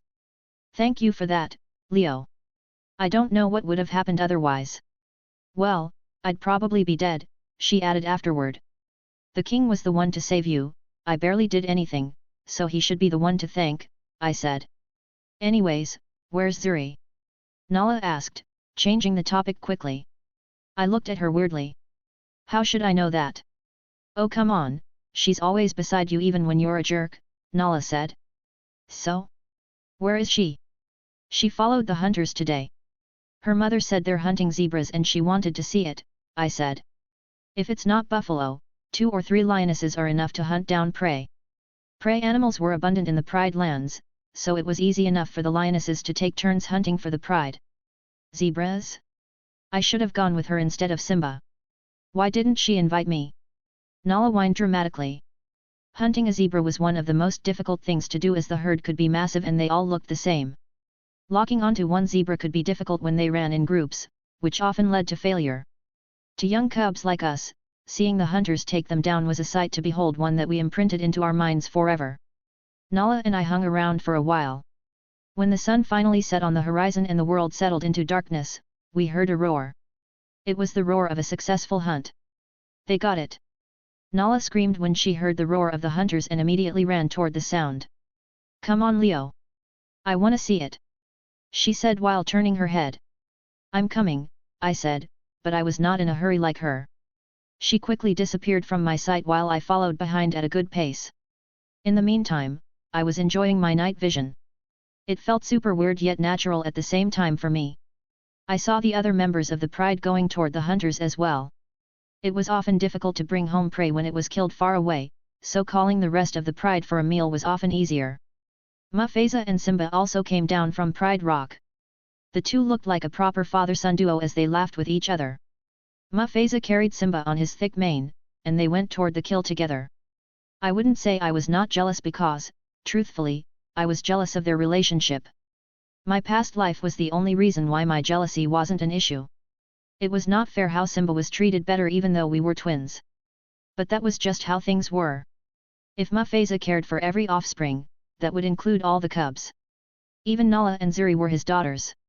So the king simply chose one cub to call his son and loved him like so. I was born later than Simba, so I was not the lucky one. But looking at it from another perspective, I was lucky I didn't share a deep bond with a king who was dying soon. The world was unfair, but it was fair because it's unfair to everyone. I was the last to reach the meal. The other adults were already feasting on the zebra when I got there. Meanwhile the other cubs stayed right behind, waiting for their turn. "You finally got here, Leo," Zuri welcomed me with the closest thing a lion could give to a bright smile. "Hey Leo!" "Hi!" The cubs greeted me warmly with respect when I got there. But I did not greet them back, I simply walked past them and went toward the meal. Immediately I got growls from the adults, but I didn't give a fuck. What happened today was a warning. The cannon had started and I had a very rough future ahead. I was just a cub, there was very little I could do. Mufasa would die, Simba would run away, and Scar would take over the pride. Then the hyenas would become a part of us through Scar, and then there was also the upcoming drought. I needed to grow faster. I needed to eat more. I wouldn't accept living on scraps anymore. Go away, cub. One of the older lionesses growled out. I was not dumb enough to take a bite near Mufasa or the stronger lionesses. I picked my position near the older lionesses who were at the bottom of the hierarchy. Fat chance. Move, granny, I said and went into the crowd of hungry lions. Immediately I was met with resistance. The adults tried to push me away with their bodies, but I was 2 times heavier than the other cubs, so I was not easily ragdolled. On the other hand, I was small enough to easily slip between them, and sure enough, I got access to the meat after pushing through the hungry beasts. With great fervor and newfound hunger at the smell of meat, I began tearing away at the zebra and started eating. The adults continued growling at me, and when I refused to back down, they bit. One of the lions opened her bloody jaw and tried to bite me at the side of my head. I retracted my ears and bore the assault. Of course no one truly wanted to hurt me, it was just a warning. A warning I refused to listen to. When she pulled away, I bit back at the loose skin of her lips. She whined and pulled away from the pain and did not bother me again. The feeding slowly became even more intense as the portion got smaller. The angry adults tore at the meat faster than ever before. I competed with them.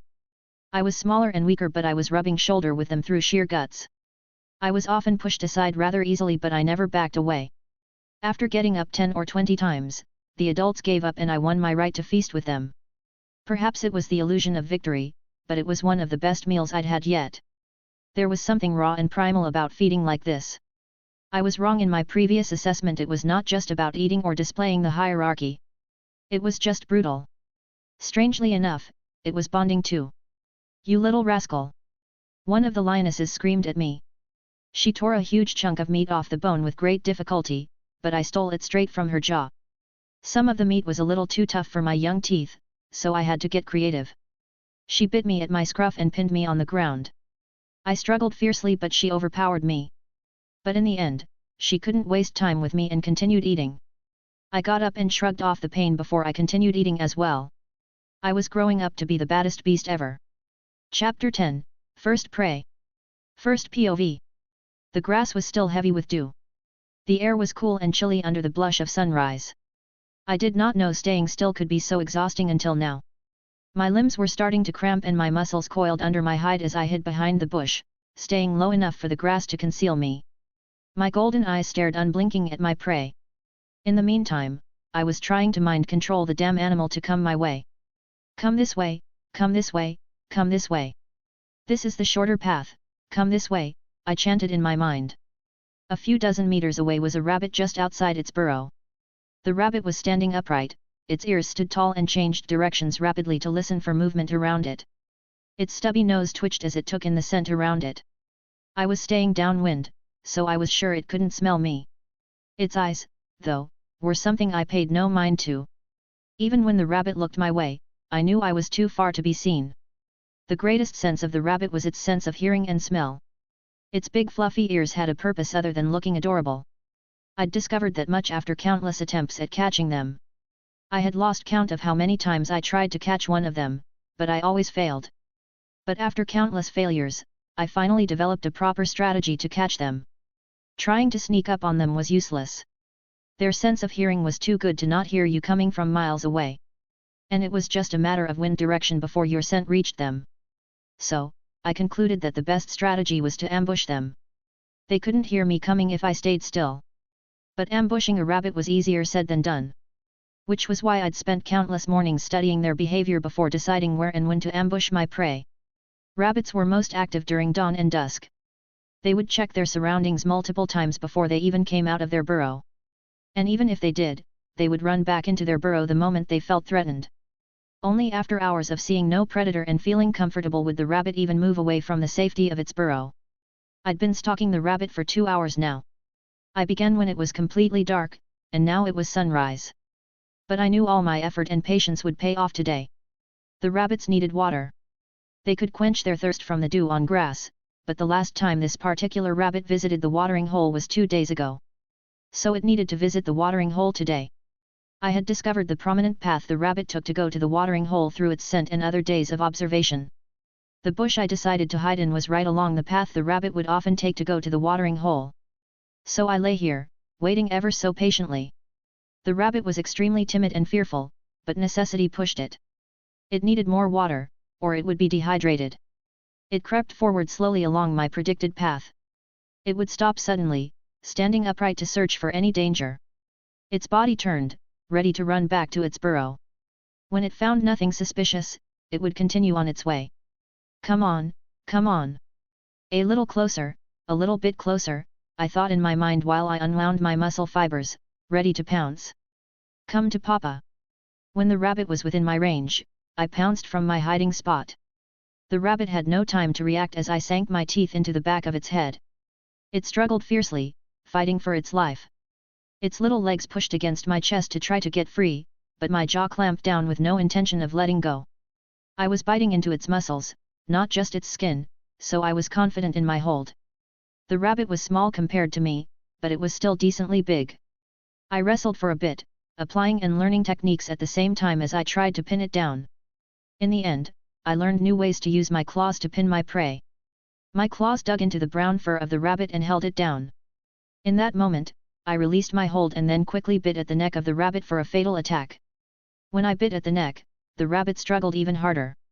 To my surprise, the rabbit continued moving even after a minute had passed. That was when I learned something new. When the adult lions bite at the neck of their prey, the aim was not to break their neck or rupture an artery to let them bleed out. The aim was to suffocate the prey by biting down on their windpipe. Immediately, I adjusted my bite, and it worked. The rabbit released strangled noises from its nose, and after less than 30 seconds, the rabbit passed out. My first successful hunt, I said with pride after I killed the rabbit. I had hunted insects, lizards, and frogs which all tasted horrible, by the way, but this was my first time killing prey that had real meat. After that, I tore open the skin of my prey. The meat and organs that greeted me were like a juicy, appetizing gift. I dug into the rabbit, I tore open its guts, and lapped at the thick red blood of its insides. It was delicious, even more so since I caught it with great effort. After I ate most of the rabbit, the sun was high in the sky. It was already late in the morning. The heat of the sun was getting annoying, so I decided to go home and eat in the comfort of the den.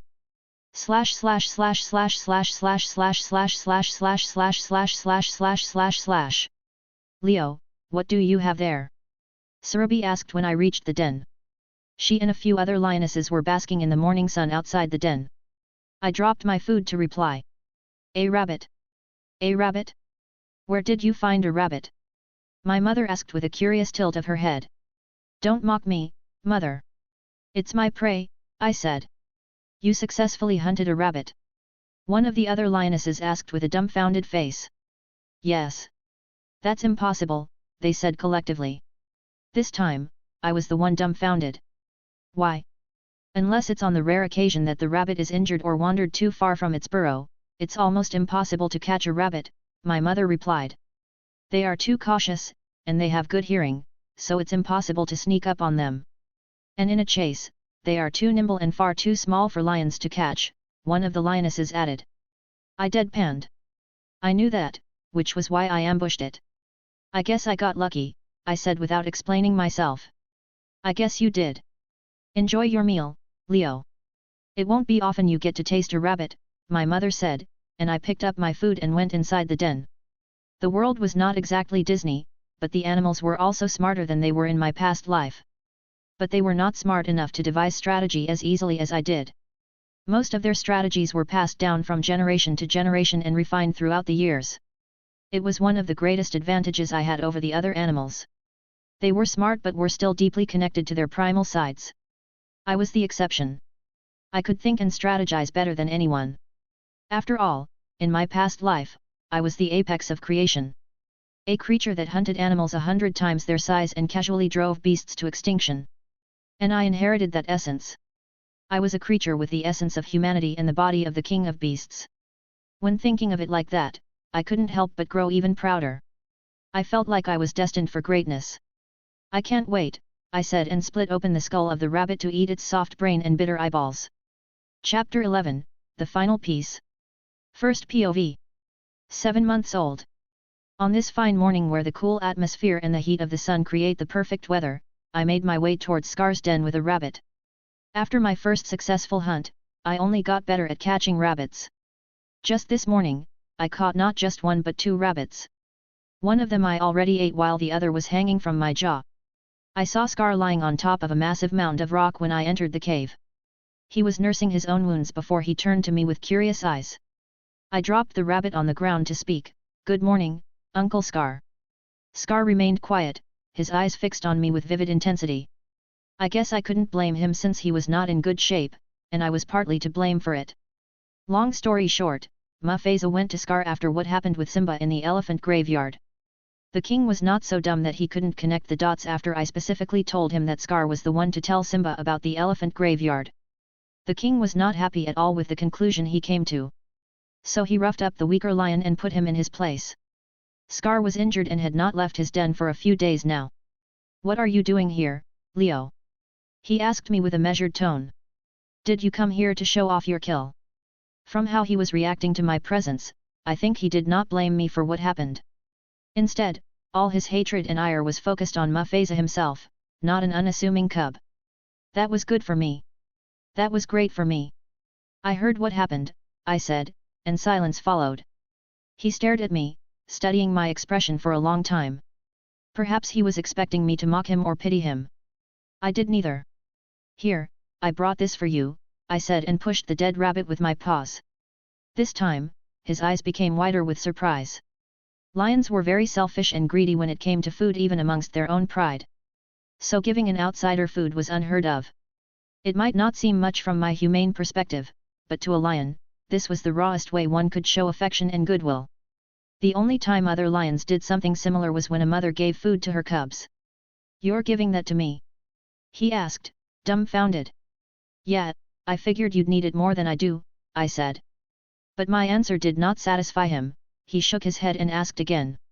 "Are you sure? But you're selfish and greedy when it comes to food." That made me thoughtful for a few seconds before I lowered my head to bite at the leg of the rabbit.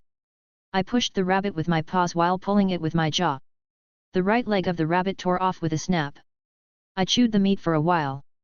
The sound echoed through the silent cave like I was doing an ASMR. Scar simply watched me with an expression that said, "Really?" I swallowed with a satisfied gulp. "Okay, you can have the rest. There's still a lot more meat to go there," Scar said, unimpressed. "Just take it before I change my mind again," I said and turned around to leave.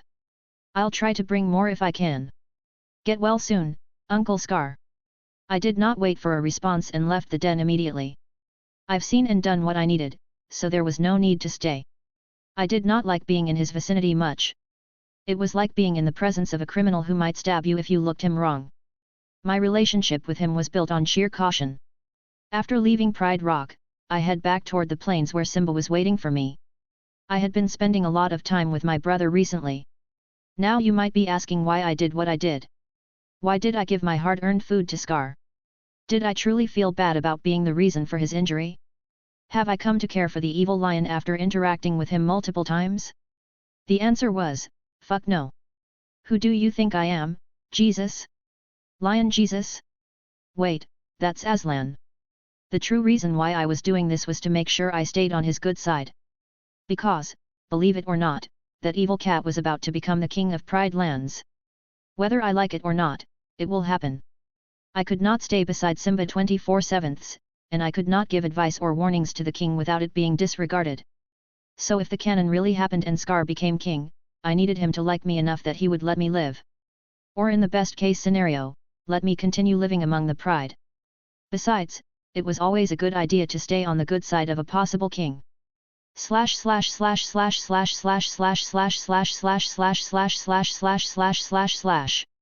Here I was, on another fine morning, trying my best to abuse the rabbit hunting glitch that I discovered not too long ago. But I was not too hopeful today because of the person I brought with me. Wait for it, wait for it. I said, but Simba kept moving. It was like a moment of pause would literally kill him. Patience, patience, no. But he jumped anyway.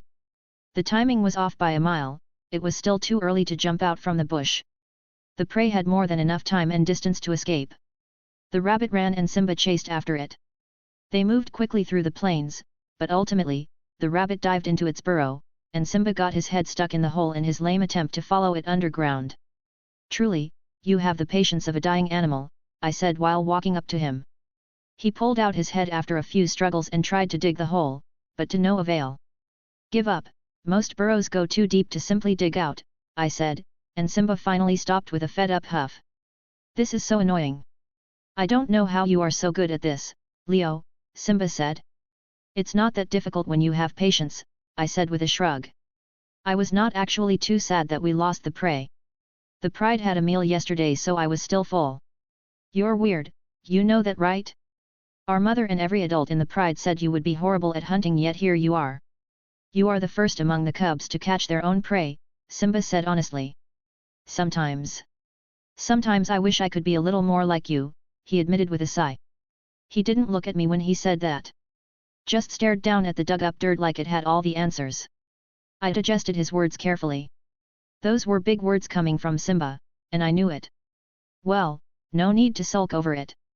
It's not like kings need to hunt anyway. Your job will be to protect the pride and the kingdom, I said. I guess, he answered. The relationship between us could be better. We were brothers only in blood. The sheer favoritism shown to him made sure that we could never be truly equal, like brothers were supposed to. But that didn't mean that I hated him. It was quite the opposite actually. I like Simba and consider him to be someone close, even though he could be childish at times.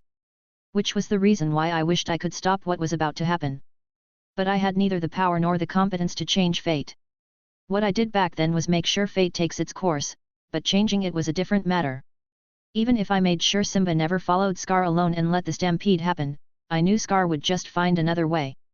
Worst case scenario, he might lead his hyenas to fight the lions out of desperation. I knew the lions would win, but I was sure I would be one of the unfortunate souls to die. I was still too weak. All I could do now is expect the worst and hope for the best. Come, let's go to the watering hole, I said and turned. What are we going to do in the watering hole? He asked. I don't know, watch some crocodiles eat other animals. I said. Just leave the rabbit, they're not coming out anytime soon. Simba trotted up beside me, grumbling, but his eyes lit up at the thought of crocodiles. He was easy to distract. Easy to love. I had a feeling that these few days would be the last and happiest moments of my childhood. I knew of the disaster that was coming upon us. What I didn't know was just how right I was. Chapter 12, Scar's Takeover. First POV. It happened even more suddenly than expected. I was staying with the other lions, basking in the warm golden light of the sun. It was a lazy day for the pride, and most of us were sleeping and cuddling with each other. It was one of those moments where the whole pride came together to bond.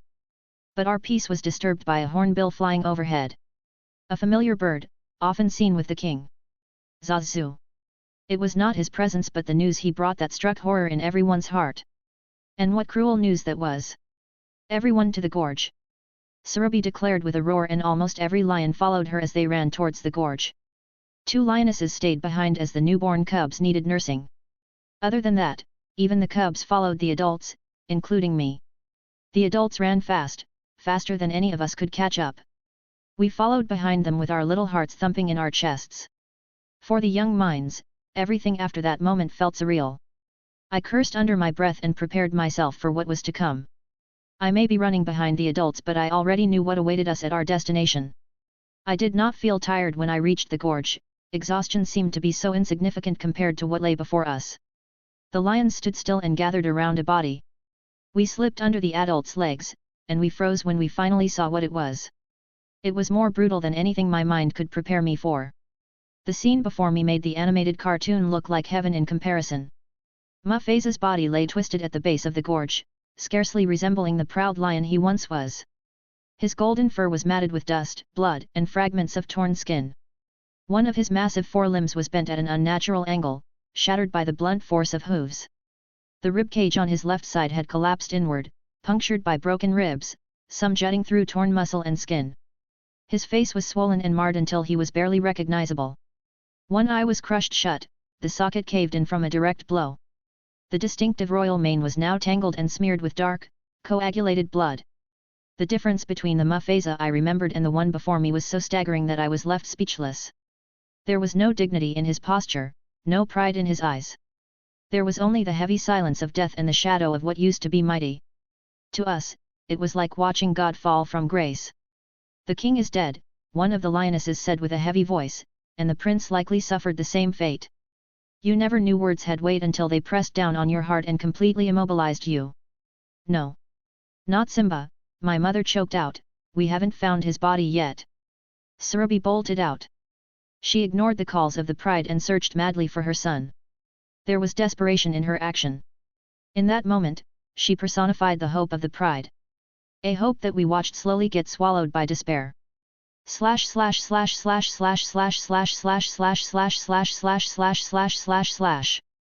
The pride fell apart almost immediately after that.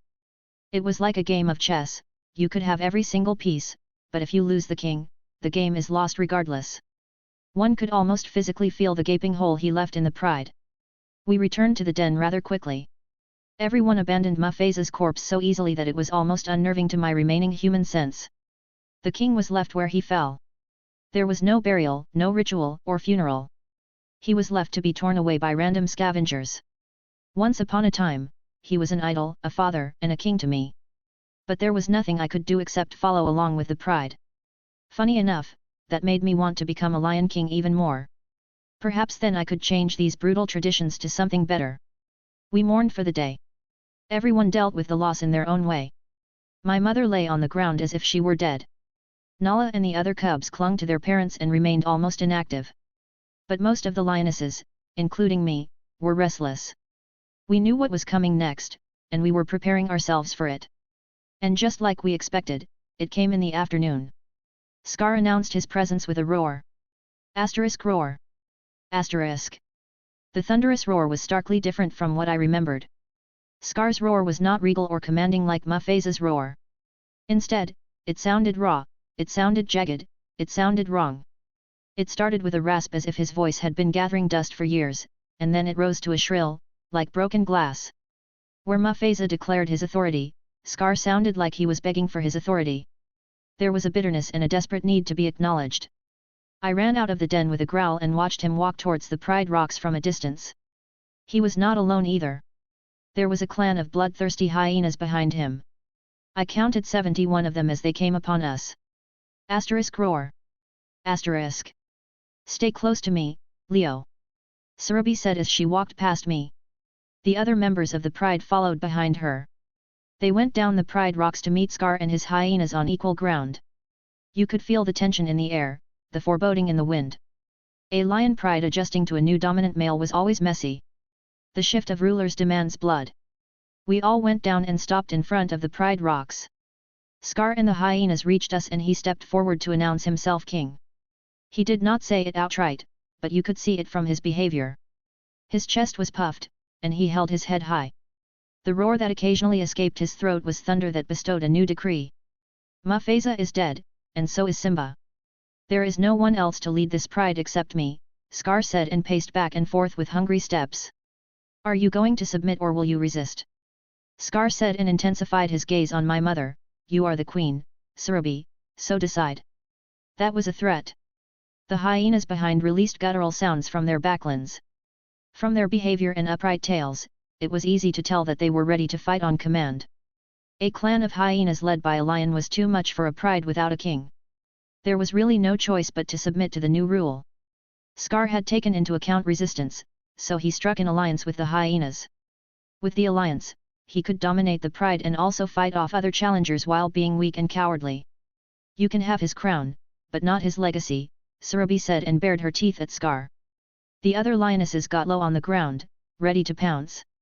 So you choose to defy me, Scar said, his voice low and vibrating. Then so be it. Then a fight broke out. And it took me an embarrassingly long time to realize that by Mufasa's legacy, they meant the cubs. Fuck, they meant me. The first thing a dominant male does after taking over the pride is kill the cubs of the previous ruler. This was done to assert dominance and also ensure that the females go into heat as soon as possible. It was an all-out war. And my life was on the line once more. Chapter 13, The Beginning of a Forged Story. First POV. The lions gathered together to form a circle. In the middle were 8 cubs, the last legacy and bloodline of the Lion King Mufasa. The lionesses bared their teeth and swiped their paws at the hyenas that came too close. Meanwhile, the hyenas that outnumbered them 8-1 slowly surrounded them from all sides. But still, the hyenas were hesitant to make a move. Surely, they could easily defeat the lionesses if they worked together, but no one wanted to be the first to approach. No one wanted to be the sacrifice for victory. That put them in a stalemate. But things were not looking good for us. Scar was finally done waiting and made the first move. He broke the silence and tension with a roar and charged towards the mothers protecting their cubs. Surubi and Shira quickly pounced forward to meet him, and a savage fight broke out. That was a signal for the hyenas to attack as well. And thus all hell broke loose. The fight this time was completely out of my league. It was not like my fight with the leopard.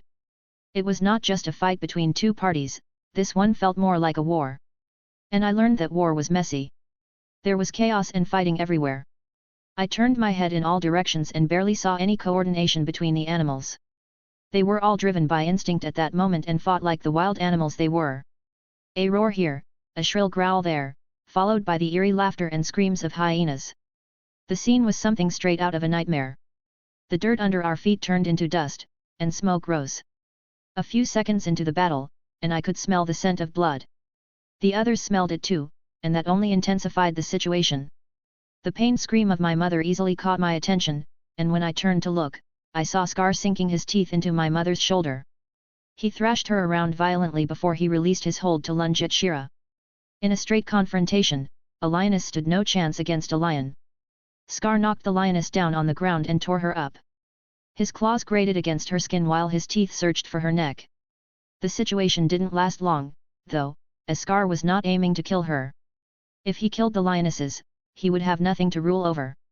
He jumped off her and then ran straight towards us. Luckily for me, it was not the first time Scar pounced at me, so I reacted immediately. I ran towards him, ready to do whatever I could to hurt him, but then Scar suddenly changed his direction. He was not aiming for me. He was aiming for... No. The despairing scream of a mother synced with the nasty crunch of skull. My eyes widened, and I felt shock hit my body. I turned around and saw Scar holding one lion cub by the head with his jaw. The cub's head was already crushed, and blood fell from the maw that bit him. I did not recall the name of that cub, but I knew he was from my generation. He was a male lion cub who liked chasing insects in his free time. He did not like violence much, which was the main reason why he was lower in the hierarchy among us cubs. Instantly, the lionesses disregarded their formation and charged at Scar in anger. In just a few seconds, 4 lionesses were swarming him. Their teeth wanted nothing more than to tear him apart. But anger was only the downfall in a battle like this. The formation was lost, and the hyenas took that opening to attack the lionesses from behind. Their eerie laughter grew louder, this time, it sounded straight up demonic. They were in absolute glee because they were finally getting revenge on the lions that chased them out of the Pride Lands and bullied them for ages. I took one step back and then cursed out loud. Fuck, I am so helpless. I knew I would be helpless in this situation since I was only a cub, but it was almost impossible to bear the feeling when it finally happened. I could vomit at my own weak and pathetic self. The hyenas started swarming. They were becoming too much for the lionesses to fight off. If they were not careful, they could lose their lives. And that right there was the game changer. Because you know what? The mothers loved their cubs, but not more than their own lives. The war that was happening was not a war they wanted to give their lives for. So, they ran. For all the masks of determination they put up in the beginning, they crumbled like a castle built upon the sand when faced with real consequences. The older lionesses and a few others who did not bear cubs started running away from the battlefield.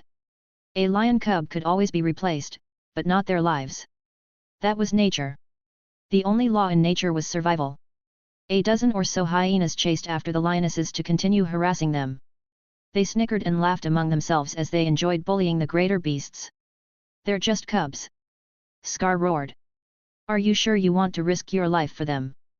That further demotivated the lionesses. The fight was quickly losing its intensity as the lionesses left one by one. And each lion was followed by many other hyenas, so the number of animals was plummeting rapidly. In the end, it was just 3 lionesses protecting us against Scar and a dozen hyenas. The chaotic part was over, so I could keep up with the fight a little better with this one. The remaining lionesses were Sarabi, Serafina, and Shira. Not today, Scar. I've already lost one son. I am not losing another, Sarabi said and bared her teeth in full. She was limping, but she persisted even so. The other 2 were right behind her and shared the same sentiment. Kill the infant and all the male cubs, Scar gave the order after the 3 lionesses wouldn't let him pass. The hyenas stopped circling around the lionesses and turned their eyes on us. They growled like dogs and came charging at us almost immediately. They were unlike lions or any other feline. The hyenas moved slowly, but they brought a certain feeling of aggression and dread as they came towards us. A criminal gang was the closest thing I could compare them to. Upon closer inspection, I noticed that their head shape and round ears made them look like some type of monster rats. Their ugly appearance, coupled with their laughter mixed with their growls, truly unnerved me like any other creatures did before. Leo, what should we do? Nala came beside me, and so did Zuri. They no longer had another adult they could hide behind, so they came to their only protection. Me. But how could I help them when I couldn't even help myself? You heard him, they wouldn't kill you. Just run, I said and burst out to meet the 2 hyenas that came my way. I saw with the corner of my eye the newborn cubs dispersing and running away. They were followed closely by other hyenas, and so I knew their fate was sealed.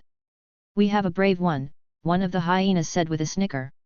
Look, he doesn't even have a tail. Poor lion cub. I ignored their mockery and charged at them with a small roar. Clearly, they were not ready for the fight I was bringing to them, so they stumbled on their steps. The first hyena snapped at me with its powerful jaws, but I ducked low and barreled into its chest. He staggered back a step. The hyenas were almost twice my size, so I didn't do any serious damage with that. But I took that moment to bite at its foreleg, teeth sinking into coarse fur and thick skin. It yelped and jumped away. I guess that is Muffasa's blood right there, the other one laughed, circling. He darted in from my side. I twisted, narrowly avoiding his jaws. His teeth clamped shut, and the sound made me imagine the pain if he got me. Then another came in low and head-butted me hard in the ribs. I was knocked sideways, but I lashed out with my claws. I managed to leave cut marks on his snout. I scrambled to my feet, gasping as air was knocked out of my lungs. A low snarl and then a blur. I did not have enough time to react this time, as one of the hyenas got my front limb. The bite was different from anything I'd ever felt before. While lions had long canines made to tear at flesh and grip prey, hyenas had teeth that were meant to crush bones. The difference in their bite was clear, and I couldn't tell which was worse. I bit back at the shoulder. The hyena had a thick hide and fur, he was tougher than the leopard I fought. They were also extremely bulky, it felt like I was wrestling with a mini tank. The hyena pulled me fiercely. My claws dug into the ground to remain stationary, but I was dragged anyway, leaving claw marks on the earth. It was not long before another one took a generous bite at me. This time, the pain came from my hind legs. While biting me at both ends, they started pulling me as if to tear me apart. I released a roar that sounded more like a scream of pain. I quickly used my experience in fighting and clawed at the eyes of one hyena. I missed, but that was enough to scare him as he let go. Then I twisted my body, and with the flexibility of a cat, I was able to latch onto the snout of the other one. The hyena released his bite and whined in agony.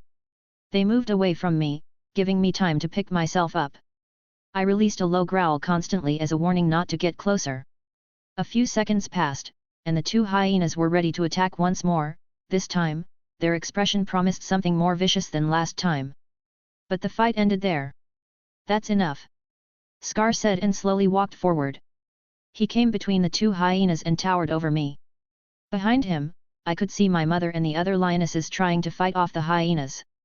My mother tried her best to come to protect me, but she was stopped each time. It didn't matter what she wanted, just like how mine didn't matter. We didn't have the power to back up our desire. We were equally helpless before the scarred lion. I locked eyes with him. The fresh blood on his jaw told me that he had just killed another cub. It seemed this time, it was my turn. But he didn't attack me. His eyes tore away from mine, and he gave me a thorough look. Eventually, his eyes stopped at something behind me. It only took 1 second to realize he was looking at my back, which was without a tail. Something flashed in his eyes, something humiliating for me. It felt familiar. I just didn't want to acknowledge it before, it was always there. So prideful and daring when you are still less than nothing, Scar said, and the words made my heart tremble. Leave this one, he said coldly while walking past me. I was completely paralyzed on my spot, my mind analyzed the light I saw in his eyes, and the conclusion broke a piece of me. The dark amusement he always had towards me finally made sense. Was that fucking pity? No, it was worse. He saw himself in me. A broken lion that could never reach the heights that other lions could. He killed the infant cubs to make sure the lionesses go into heat quickly, he killed the male lions so that they wouldn't threaten him in the future. But me? He thought of me as less of a threat. A lion that would be lucky if he even survived to adulthood. I was a crippled potential like him. And with the small goodwill I cultivated, it was enough for him to spare me while he slaughtered the rest. The expression I made must be the ugliest thing in the world. Raw rage boiled in my heart, and the small pride I'd built up with my achievements so far was completely crushed. But it also taught me an important lesson. Indeed, what was being the biggest among literal cubs? What was barely surviving a leopard's attack while losing a tail? Those were nothing. I realized then that I've been taking too much pride in what I could be, instead of seeing myself for what I was. A cub. A seed. Nothing more. Great, thank you, I said with hollow chuckles. I wonder if Scar could hear me. Gone was the small illusion I was living in. I was no fucking main character, I was not destined for greatness. I was not going to grow into a lion king. If I was, I would be the crowned prince, and animals would gather at my birth. I would be favored by Ray 50, I would not have to fight for my own survival, and I wouldn't lose a fucking tail and become incomplete. I was none of that. I had to claw myself up there despite staggering odds. Whatever I want to become, I have to turn myself into that. A lion king. After that subtle shift of perspective, something changed in me. Pushing down the urge to fight and earn recognition now, I planted the rage and humiliation in my heart, so that one day they would grow into something much more than just feelings. My mind came back to the real world and I saw Scar walking up to the Pride Rock before he stood at the very peak. With a bloody jaw that took the lives of innocent cubs and ended a dynasty, he released a roar. An unworthy roar, but it bounced through the kingdom of the Pride lands without a challenger. It was not a mighty roar, but it was the most memorable in my heart for everything it represented. It was the end of an era. Scar became king. My determination evolved. But the goal remained the same. And so, my story began. A lion that was not a born king but a forged king. Author, so with this, you can finally see what the theme of the story will be. I wanted to explore a completely different tone than the destined king and fate theme which the original Lion King was about. Also, I hope Scar sparing Leo was in line with the logic I have made in this world. That was a real assist since I didn't want Leo to leave the pride until he is older and can actually survive. Simba surviving as a cub was pure Disney luck. Mufasa also spared Scar in a similar way, so you could say it also tickles his fetish of being in a higher position now. If you stick around this long, consider supporting my story with stones. Would really appreciate it. Chapter 14, Aftermath. First POV. For the next 3 days, there was no peace among the pride. We didn't fight, but there was a palpable tension in the air. Scar had taken the crown, and he was the king, but the rest of the pride was not ready to kneel. We obeyed his commands, but no one followed him like loyal subjects yet. You could say we were in the process of shifting and adjusting to the situation. But as time passed, the resentment slowly faded away, and it wouldn't be long until we knelt to Scar. Not because we wanted to, but because we had no chance. Scar was surprisingly understanding in this regard. After he killed most of the cubs, he remained isolated. He did not try to assert dominance or force obedience. He was waiting for us to eventually bow on our own. Well, he did try to *e some lionesses frequently, but he backed off easily enough when fought back, so that's innocence for a lion king, I guess. One of the reasons why he was so sure we would bow to him eventually was that he controlled the food. For the past 3 days, the pride had not eaten anything. Meanwhile, Scar and the hyenas hunted and feasted to their heart's content. The clan of hyenas surrounded Pride Rock, which made it almost impossible to leave, so none of us could go out to hunt. The adults would be fine for a few more days as lions could easily go a week without eating. But it was the remaining cubs that could not do such a thing. Nala, Zuri, and I.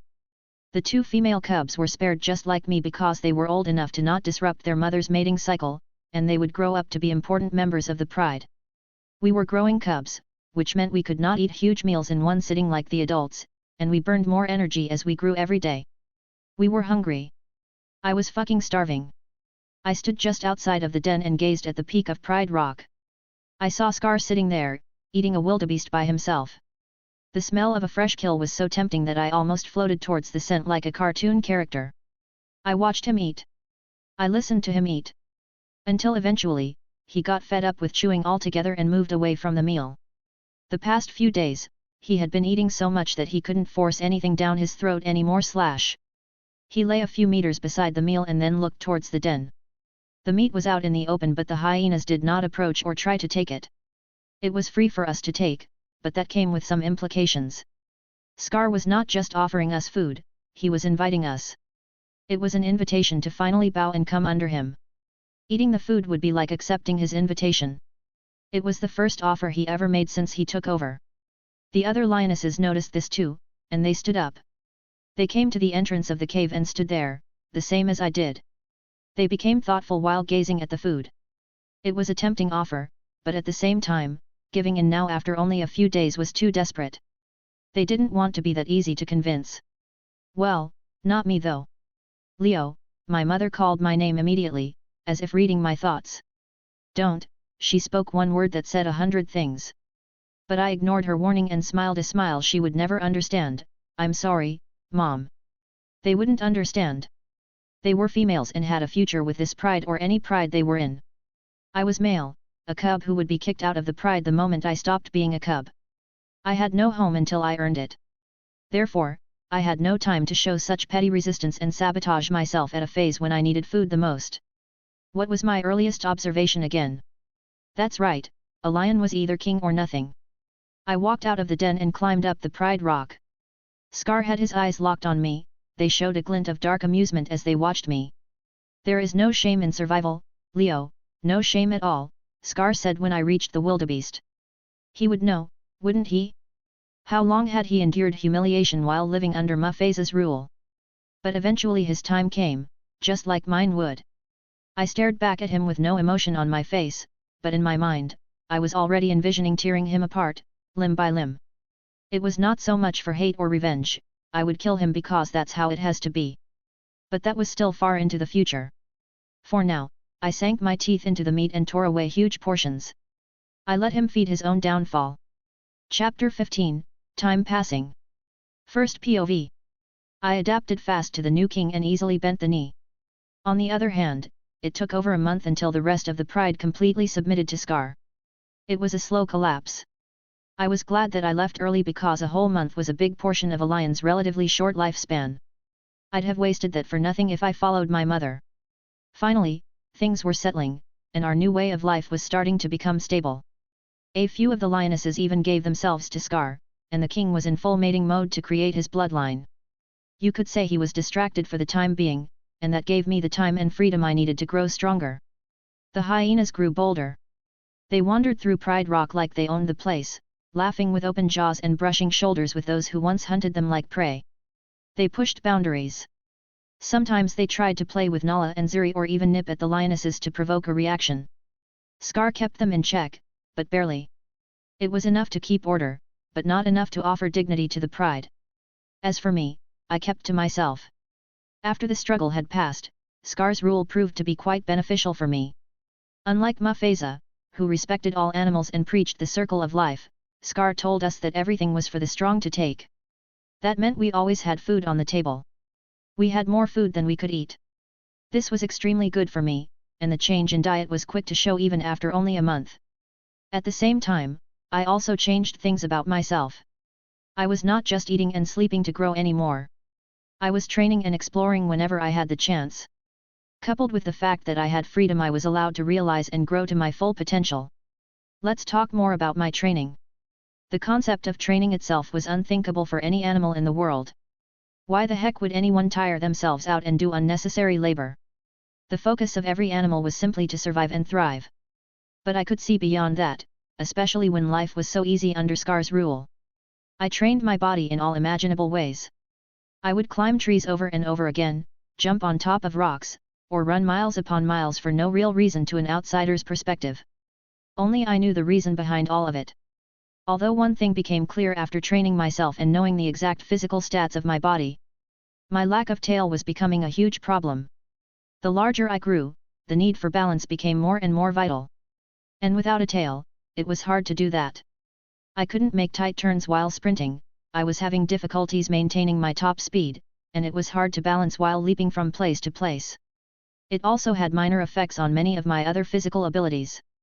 The lack of tail was a clear disability, and I realized quite early on that I was going to be a shitty lion when I grew up. Well, as long as I didn't do anything about it at least. But you better bet your life that I was going to do something about it. But what, was the question. I spent nights pondering over it. I would think of endless ways to compensate for what I didn't have. Until eventually, my persistence bore fruit and I was enlightened. And you would never guess from where I got my new perspective and idea. That's right, I got it from observing the ugly hyenas. Fuck. I cursed out loud after I slipped while making a turn to follow my prey. I stumbled onto the dirt and did a few humiliating flips before I fell. I was 9 months old, and I was already struggling to make turns while I was at top speed. It was absolutely frustrating and ridiculous. What would happen when I got faster? Would I not be able to handle my own speed? I gazed at the other lionesses as they chased after the same prey, but without falling like me. Their tails looked like they were another living being as it shifted and coiled to counterbalance them with every turn. How can I do the same thing without a tail? I asked myself once more, but just like every other time I asked myself this question, my mind couldn't come up with an answer. I sighed and sat on the ground. I continued watching as the others tried to bring down the prey. But while they were doing that, my eyes shifted from the hunters and fell on the hyenas. What they? I was perplexed by what I saw. Believe it or not, behind the hunters were hyenas, and they were somehow keeping up with the speed of the lions. No, not just that, they were actually making tighter and easier turns than the lions themselves. And they had no tail. I was completely baffled. I never noticed it before, but somehow, they were doing the same thing the lions were doing, but without a tail. That was a clear indicator that it was possible to run fast and make sharp turns without having a tail. The scene sparked a new hope in my heart. But how? How do they do it? The answer came fast, it was because they were not like lions. Their body was built differently, so they used other techniques and other methods to achieve the same thing compared to the lions. And then it hit. Without a tail, was I even a lion? The answer came fast once more. No. I was not a lion, at least not in the traditional and physical sense.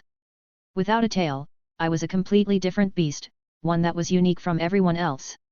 So then what the hell was I doing trying to learn how to do things like lions do?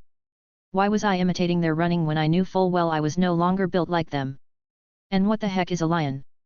It was not a way of running, a way of hunting, nor was it a way of being. A lion is a species. I could still be a lion and do things differently.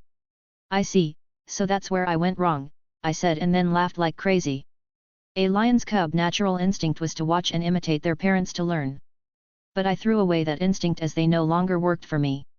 Instead, I started learning things on my own, completely from scratch.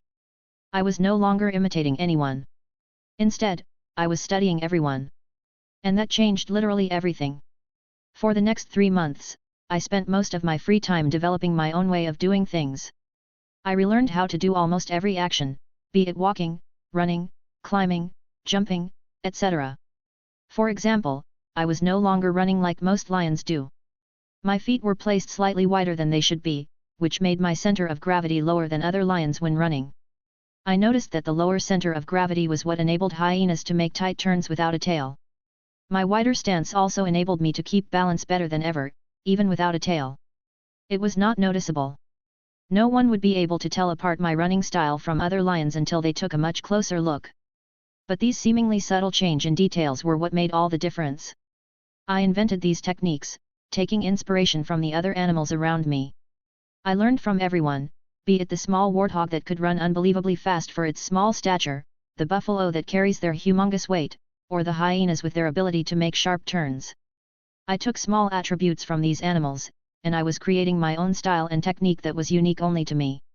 Or was it really unique to me? Perhaps I was reinventing a forgotten style of action. Saber-toothed tigers were a thing of the past, but they lived at one point in the same type of land that lions do. They were also one of the few big cats without a long tail, just like me. Perhaps if those prehistoric predators were still alive, they would move and hunt just like me. I created the techniques, and in the span of 3 months, those movements and behaviors were the new normal. And finally, I was able to perform at a similar level to the other lions. Yet that was not the end. The best part came after I turned 1 year old. That was when a cub enters its growth stage. It was akin to the explosive body development a human teenager would experience. With my intense training and nigh unlimited source of protein and food, my body went through a complete metamorphosis. Instead of my techniques adapting to my body started adapting to them. The advantage of losing my tail so early in my life showed its advantage. It was akin to someone who lost one arm and gained insane strength on the remaining arm. I did not know how much my body changed as I grew or which part of me was different from other lions. The only thing I knew was the visible difference I had compared to the other lions.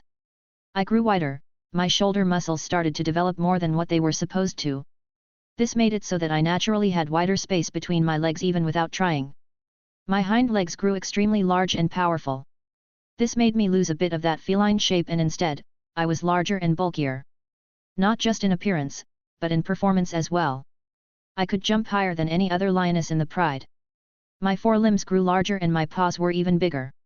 At my young age, I already had bigger paws than the average lioness. I guess this was likely due to my need to balance. More surface area means more stable balance, right? But even still, my changes were not too obvious to raise an eyebrow. I was living in my body, so I noticed, but others wouldn't. To them, I was simply growing bigger and bigger at an almost alarming rate. My growth got to the point that I caught the eyes of Scar again. He would look at me with measuring eyes instead of mocking ones. His gaze would linger on my form as if to assess my power. But it was still not enough to make him act. I was not the only one growing as well since Scar had grown much larger than before. His skinny frame was finally filled with meat due to the abundance of food, and he was now slightly larger than Mufasa was in his prime. His confidence was at an all-time high. In the meantime, I continued growing.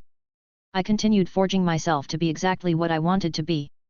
Not a perfect lion, but the strongest one. Chapter 16, Time Skip. First POV.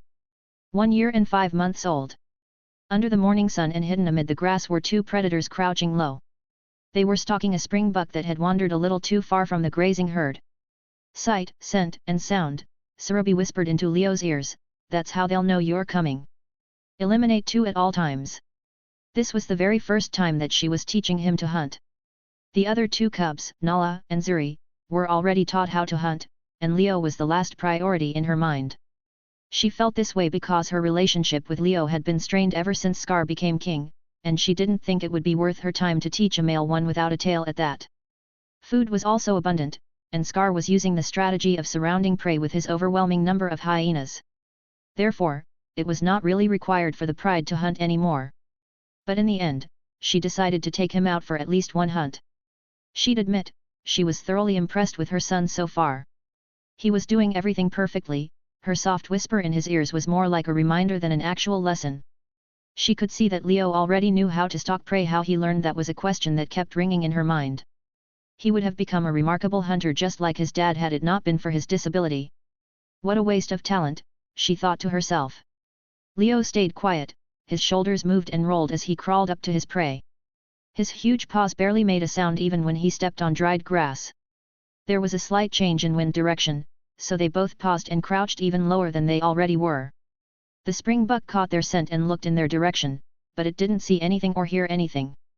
They moved only after the wind changed again and they were stalking downwind. They moved ever so slowly toward the prey, who continued to look at them. But since it didn't hear or smell them, it did not run. As long as you eliminate 2 senses, the prey would not run. That was the golden rule of stalking prey. Of course, this didn't work on every animal. Take, for example, a rabbit that would run when it felt threatened. Surabi stepped on a twig, causing it to crack under her weight. They stopped and hid low immediately. The springbuck carefully looked around again before shrugging. It continued grazing and the predators crawled even closer. After a few more seconds of careful stalking, they were close enough to jump out and chase their prey. Surabhi took this moment to test Leo once more. "Where do you think it will run?" She whispered the question in his ear. Knowing where the prey would run or how it would run was a vital piece of information if you wanted a successful chase. It ensures a slight advantage, which could snowball into a deciding factor. Especially when both animals had similar speeds. "Hey!" Leo blinked, as if he thought the question was out of place. He turned towards his mother with a questioning tilt of his head. "The prey, where do you think it will run?" she asked again. Away from me." Leo's answer was so unsure that it came out as a question. Surabhi released a sigh, but there was no disappointment. Leo had done extremely well so far. She should have expected him to be ignorant about some things, even though he was exceptional at stalking. After all, she had not been there to teach him anything. "You need to know where your prey will run if you want to catch it," she said in a teaching voice. "Look at its right side, the rest of the herd is that way, so it will likely run towards them." Leo followed her line of sight and narrowed his eyes thoughtfully. He was taking apart every teaching and learning as much as he could. "They seek safety in numbers," Surabhi said. "Now look at the surroundings. Notice the number of trees there. The prey will likely run towards the empty spaces rather than the clustered ones. Are you listening to me, Leo?" she asked when she noticed that he was spacing out. He shook his head. "Yes. I was just wondering if all that will really be necessary for me." She creased her eyebrow. "What do you mean?" But then a bird flying overhead spotted them and released a panicked sound before flying away with a loud flap of her wings. The springbuck straightened up, and this time, since they were so close, it spotted them. The prey turned and ran almost immediately. Surabhi clicked her tongue. It seemed like they would have to search for a new target. All their effort was discarded because of one single unaccounted factor. She relaxed her posture, only to tense up again as Leo shot out like a bullet.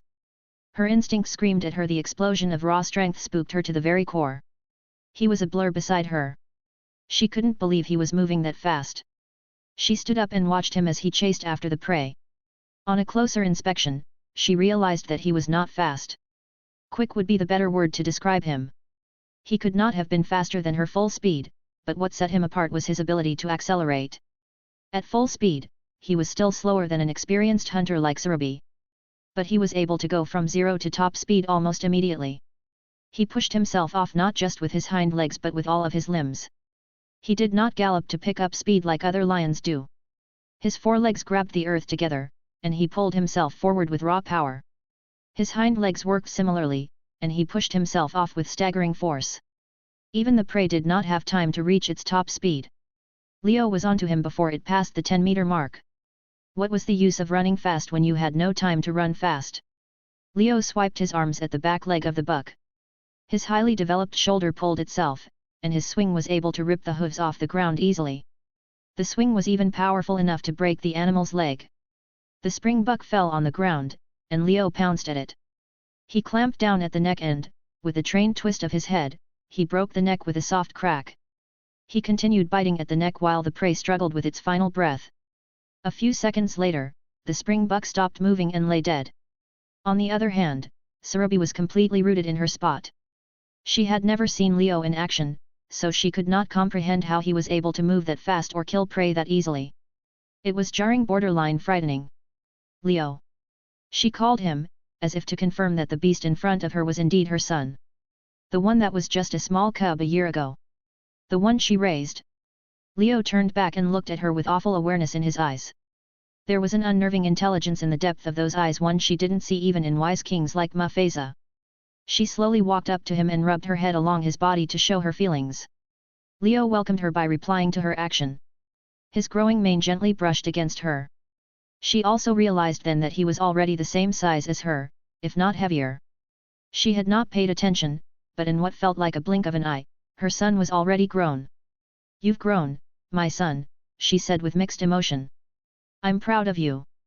And he grew better than she could ever imagine. Chapter 17, Waiting for the Inevitable. First POV. So I got love and acknowledgement only when she knew I was strong? Ain't that a bitch? When a mother's love was conditional, you know you live in a brutal world. Not that I care too much. Should we bring the kill back to the pride? I asked Sarabi as she carefully examined the springbuck I had just killed. It was lucky that I caught it before it could run away. A springbuck was one of the most annoying prey to chase down. It was almost impossible to catch them alone when given enough time to run.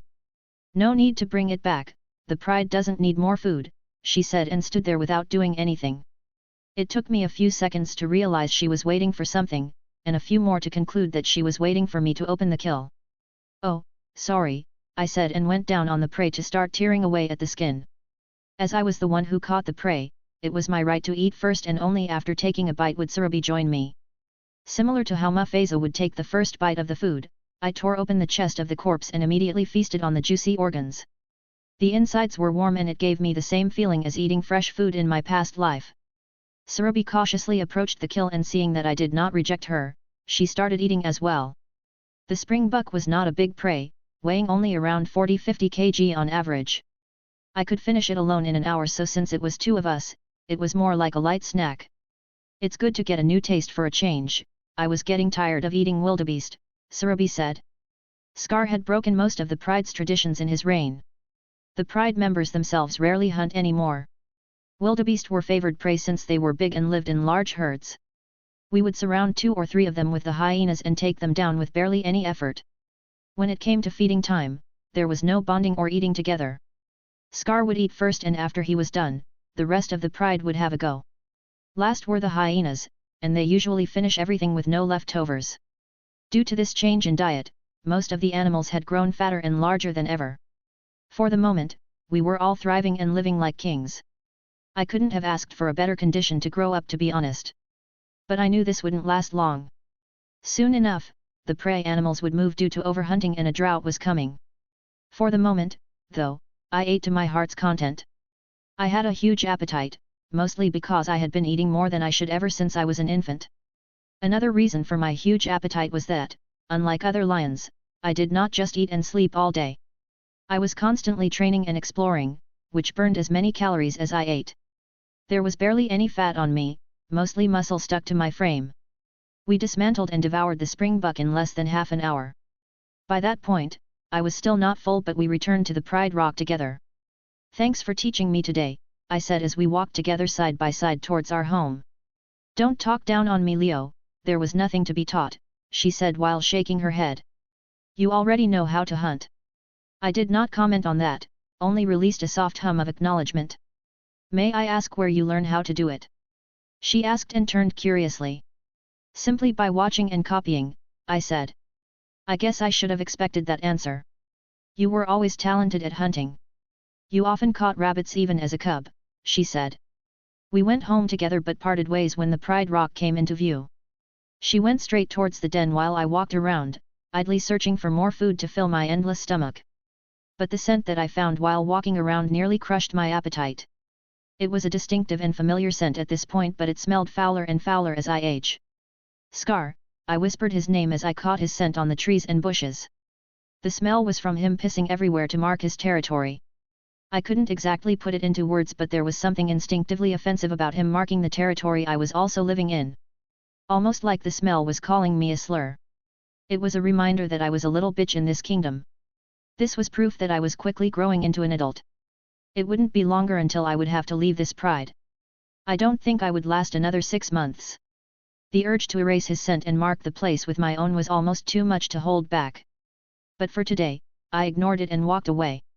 At that point my eyes caught a few hyenas in the distance eating a prey of their own. They stopped the moment I looked towards them and they all got up, as bracing for impact. I smiled and headed towards their direction. 6 or 7 of them, I counted in my head as I approached. They were standing in front of their meal, tails upright as if they were ready to protect their food by fighting me. I called their bluff and walked straight towards them. The closer I got, the less confident they seemed to appear. Eventually they moved back and walked away from the food. I peacefully lay down on the ground and ate their food while locking eyes with them. My action seemed to be daring them to do something, but they didn't do anything.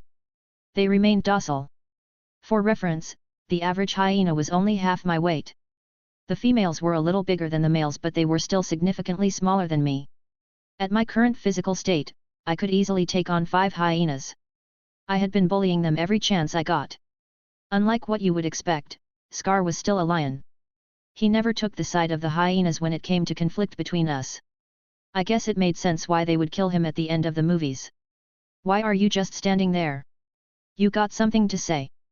I asked the most dominant female among them. She simply sneered but did nothing else. For the next few minutes I ate the parts of the meat I wanted. When the only remaining meat were the tough ones stuck on the bones or the fats, I got up and turned to leave. But not before spraying piss on the food. Fuck them. Slash slash slash slash slash slash slash slash slash slash slash slash slash slash slash slash slash slash slash. Leo. Zuri was the first to greet me when I reached the den, like always. The sun was starting to set on the horizon when I reached home. The rest of the pride had gathered. We were a total of 26 members now. 9 adults, 3 teenagers including me and 14 cubs from 2 different generations. That's a lot of cubs I know, but like I said, we were thriving. The adults did not have to go out hunting and could protect and nurse the cubs, which resulted in no death among them. Well, except for one which was killed by a hyena. But Scar made an example of that by tearing the culprit into pieces and littering its corpse around the pride rocks so they didn't do it again.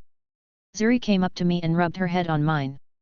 She continued and rubbed my entire length before she leaped in a cutesy excited way. A childish crush was slowly turning into something close to love in her. And honestly, I greatly appreciated her affection. Especially when I was entering the stage of adulthood and the other females were slowly distancing themselves from me and seeing me as an outsider. Welcome back. Surubi told us about your successful hunt, we gotta go hunting together too. I also want to see you in action, she said. Sure, if you want, I said while finding my usual spot in the den and laying there. But I'm sure you are already a better hunter than me. Not at all. I still can't catch a springbuck by myself, she said and lay next to me. I really wanna see how you do it. I huff at that, I'll have to show you then. And before you come at me, let me just say Zuri is hot. Like legit really hot. A human's sense of attraction was usually only limited to sight, but a lion's was not. A young lioness may be sexually unattractive from a human perspective, but for a young lion like me, she was 10 out of 10. And I was not attracted to her for her appearance, but instead her shape, her scent, and the rhythm of her actions were what made her hot to me. She was the most attractive out of the pride, that I can say. Even Nala could not hold a candle to her in my mind. Speaking of which, where's Nala?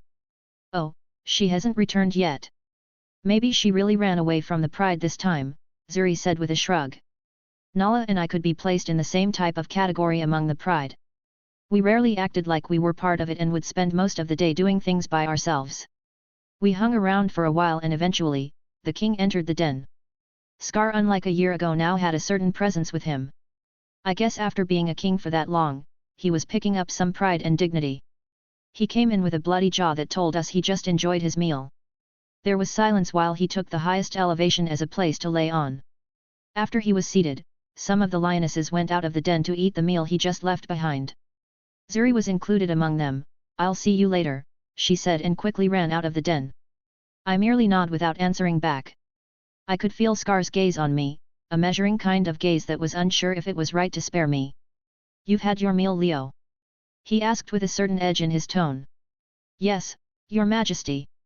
I've had my fill from my hunt today. I see, he said with a long pause, good for you. Eventually he tore his eyes away from me and mounted the lioness that came to him with expectant light in her eyes. I ignored him and closed my eyes to rest my fatigued muscles. I reminded myself how his gaze was intensifying day by day. I could almost taste it. The day I would challenge his authority and be kicked out of the pride. No NTR for Zuri if that worries you. And as Leo grows, his stump tail also still grew so it's like the size of a saber-toothed tiger. Still cover his ass and balls. Chapter 18, Promise Fulfilled. First POV. I walked through the pride lands, the beauty of which never ceased to amaze me. Dry grass brushed against my legs as I moved, brittle stalks whispering with every step. The morning sun was already high, casting a white glow across the savannah. The morning was filled with the song of birds and animals. There was an absence of a mighty roar that would echo when Mufasa was alive. Could you believe that Scar was too lazy to wake up early and patrol his kingdom? He released his roar only in the evening. The earth beneath my paws was cracked and warm, littered with hoof prints and dried dung. It was proof of the life that passed through here before me. It was almost instinct to notice these tracks and follow them. You could never go wrong with following a herd. Who knows, one of them could get injured and fall behind the herd and I might just get a free meal. The wind changed as I walked at a constant pace and I caught the scent of something large. The smell was thick, leathery, and pungent. I turned my head towards the smell and sure enough, I saw 2 rhinos lumbering beyond the slope in the open plain. I crouched slightly to not be seen. They were not threats but I didn't want them to see me either. I observed them from a distance. They were gigantic and had horns that still managed to look big in their frame. With their head along with their whole body low and close to the ground, you could tell that they were immovable. Just for reference, currently I am around 130–140 kg and the rhinos were easily 3 tons. That means they were easily more than 20 times my size. Each step they took left dents in the dirt. Watching them was like watching boulders roll uphill. Solid. Unstoppable. I couldn't even begin to imagine what it would take to bring one of them down. A lion was king of the jungle but we sure ain't the biggest or the strongest. I moved away from the rhinos after looking at them from a safe distance. The terrain was flattening for a stretch before breaking again into patchy bushes and termite mounds. Some of the mounds rose taller than me, their surfaces riddled with holes. It was a nightmare for people with trypophobia, I'm sure. The faint skittering of insects was audible if I stood still. Simba is probably having those for dinner, I said with a chuckle. I'll admit I kind of miss him and his reckless antics. I hope I see him again in the future.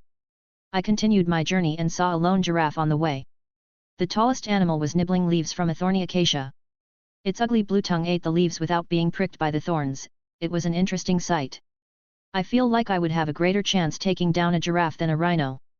Or maybe that's just me underestimating the giraffe because it has such a long neck and therefore bigger target. Nevertheless, I knew my chance of taking either of them down was nearly in the negatives, for now. In the future though, if hairless monkeys could take down larger prey then I was determined to take them down also. A pebble rolled beneath my paw, and I glanced down to see a trail of ants walking in line on the uneven ground. I also noticed a beetle rolling a dung ball with comical determination, pivoting, adjusting, nudging and never stopping. It was almost inspiring, in a strange way. Every creature here had a job, a role, even if no one was watching. The grass grew denser and taller again as I continued my exploration. I had to part it with my head as I pushed forward. I could hear the sharp shrill of cicadas hidden somewhere among the stalks. Tiny grasshoppers leapt out of my way, some brushing past my legs, others vanishing before I could spot them. The terrain was never the same for long. It was incredible how diverse the Pride Land was, to the point it was fantastical. I followed a familiar path worn into the land made by hooves. The smell of water pulled me forward. It wasn't fresh, not exactly, but I could hear that it was full of life. My sharp hearing already told me every creature that was in the watering hole before I even saw them. When I reached the watering hole, the air shifted. It was humid here, filled with the thick scent of mud and algae. My eyes immediately locked on a crocodile that lay half buried in muck, and under the sun. I paused for a bit because it was the only animal I didn't expect. It was not making any sound after all. I looked away after a while and gave attention to the family of impalas that stood at the opposite end. One stepped forward, dipped its head, hesitated and then drank the water. The others followed the brave one. I also leaned down and took a few sips to quench my budding thirst. It never hurt to drink more water. I didn't stay long in the watering hole. The sun was climbing, and I wanted to cover more ground.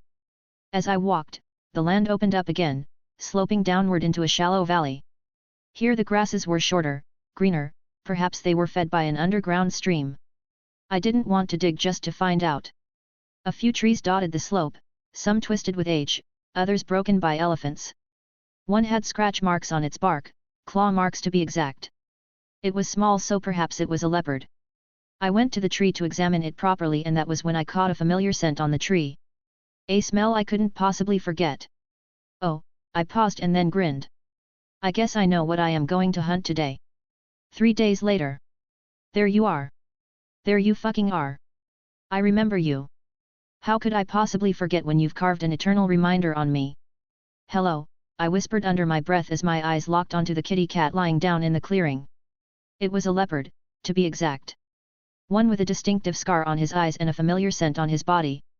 It took 3 fucking days to track it down. Suffice it to say, I had underestimated how difficult it would be to track a leopard. But I never gave up out of pure hatred and grudge. And now here I am. I finally found him. I was in the middle of stalking him and I had been successful so far. He was lying under the shade of a tree, cooling himself down after what I assumed was a failed hunt with how rough his breathing was, and there was no meal in front of him. I slowly crawled up to him as stealthily as I could.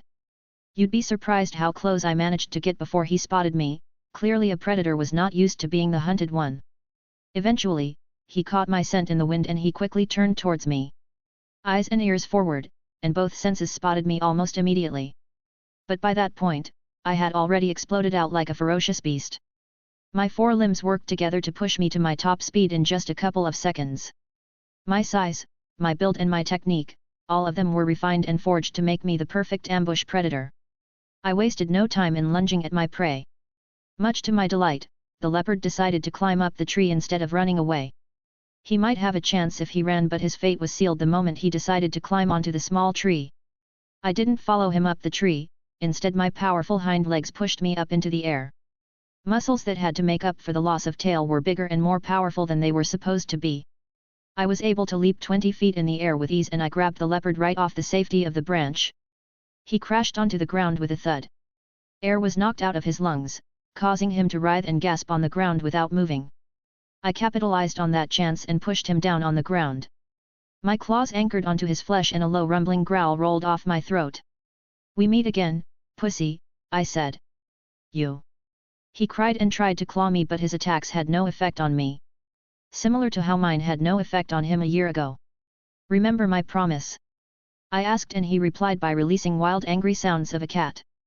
"With this, I finish what was left undone," I said and put weight on my paws. His ribs caved in and I opened my jaw and clamped down on his neck. After one brutal pull, his neck broke and he stopped moving. Day by day, I got better at taking lives. Chapter 19, The Flaw in His Perfect World. Third POV.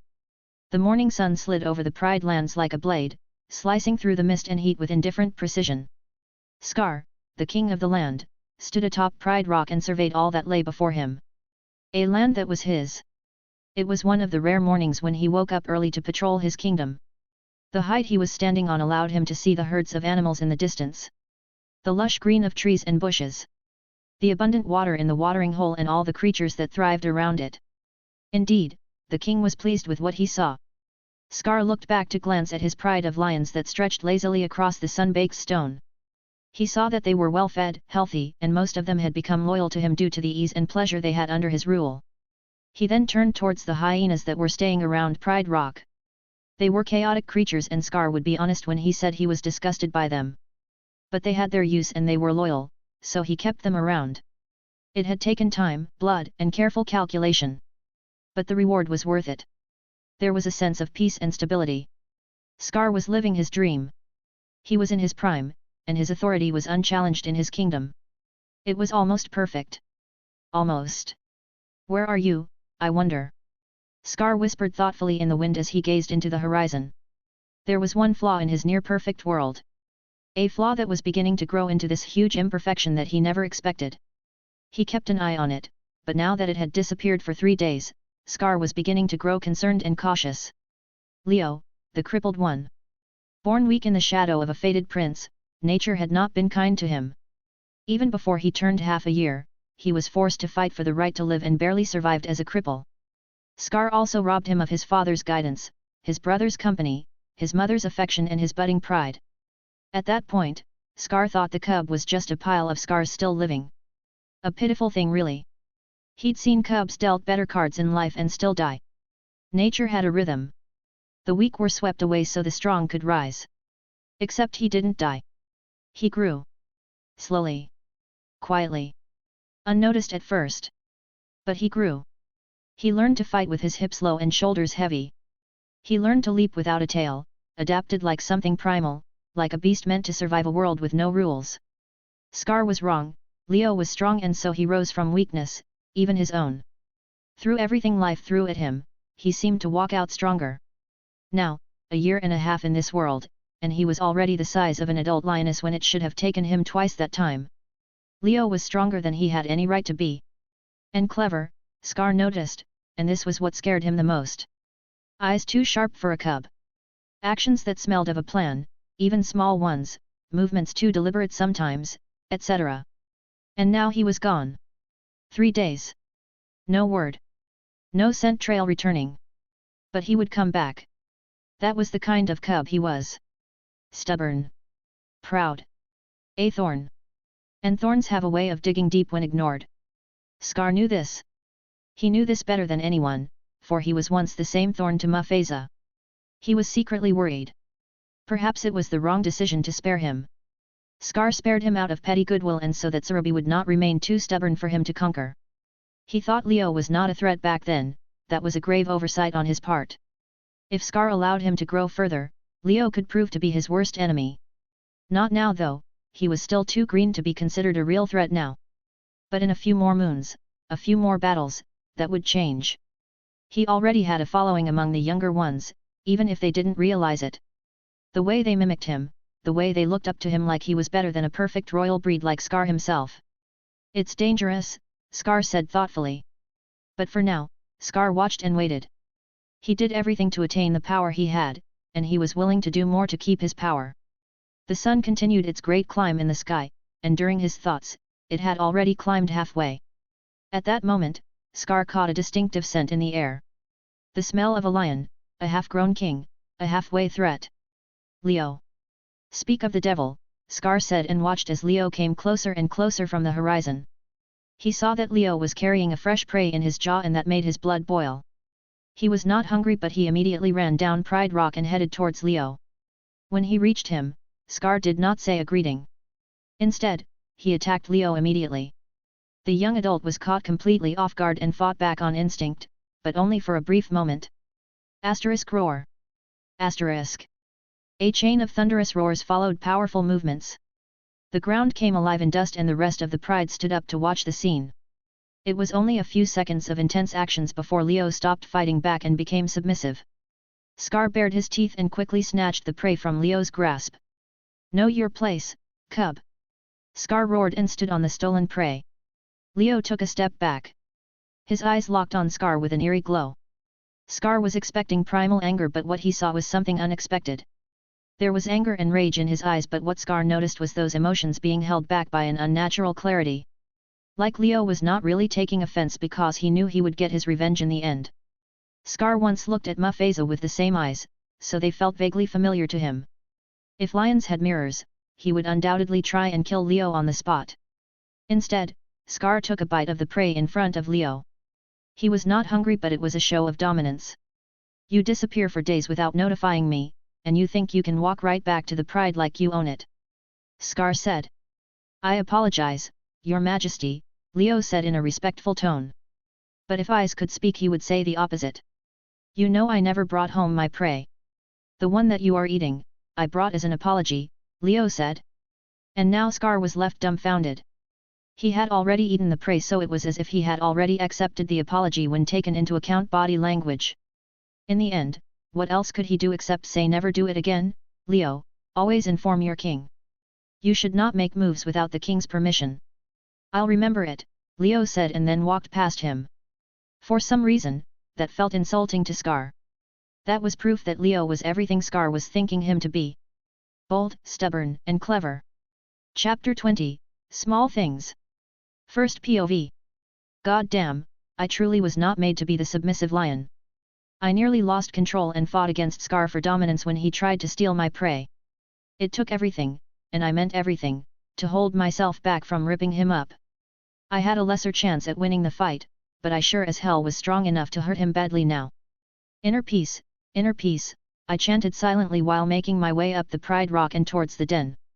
What the fuck are you looking at? I said and smacked a hyena that did not have the survival instinct to move away when I got there. He released strangled puppy cries and writhed on the ground. That made me feel a little better. Fuck them. I climbed up the rocky path and went into the den. Immediately I was greeted by silent judging eyes due to what had just taken place. But before I could feel awkward and unwelcome, Zuri hopped towards me in a playful manner. She gave me a sweet eye smile and rubbed her head against me to show affection. I closed my eyes and released a pleased groan. Although I am thankful for your return, it was quite mean to disappear like that, Zuri said while leading me towards my usual spot. Something came up that required my attention, I said and lay down. My tired muscles groaned from all the training and journeys as I relaxed. She sat down beside me, showering me with the attention that none of the Pride members were giving me these days. It was understandable, I was growing too big, too fast. All of them knew that showing too much affection to me could earn the king's distaste.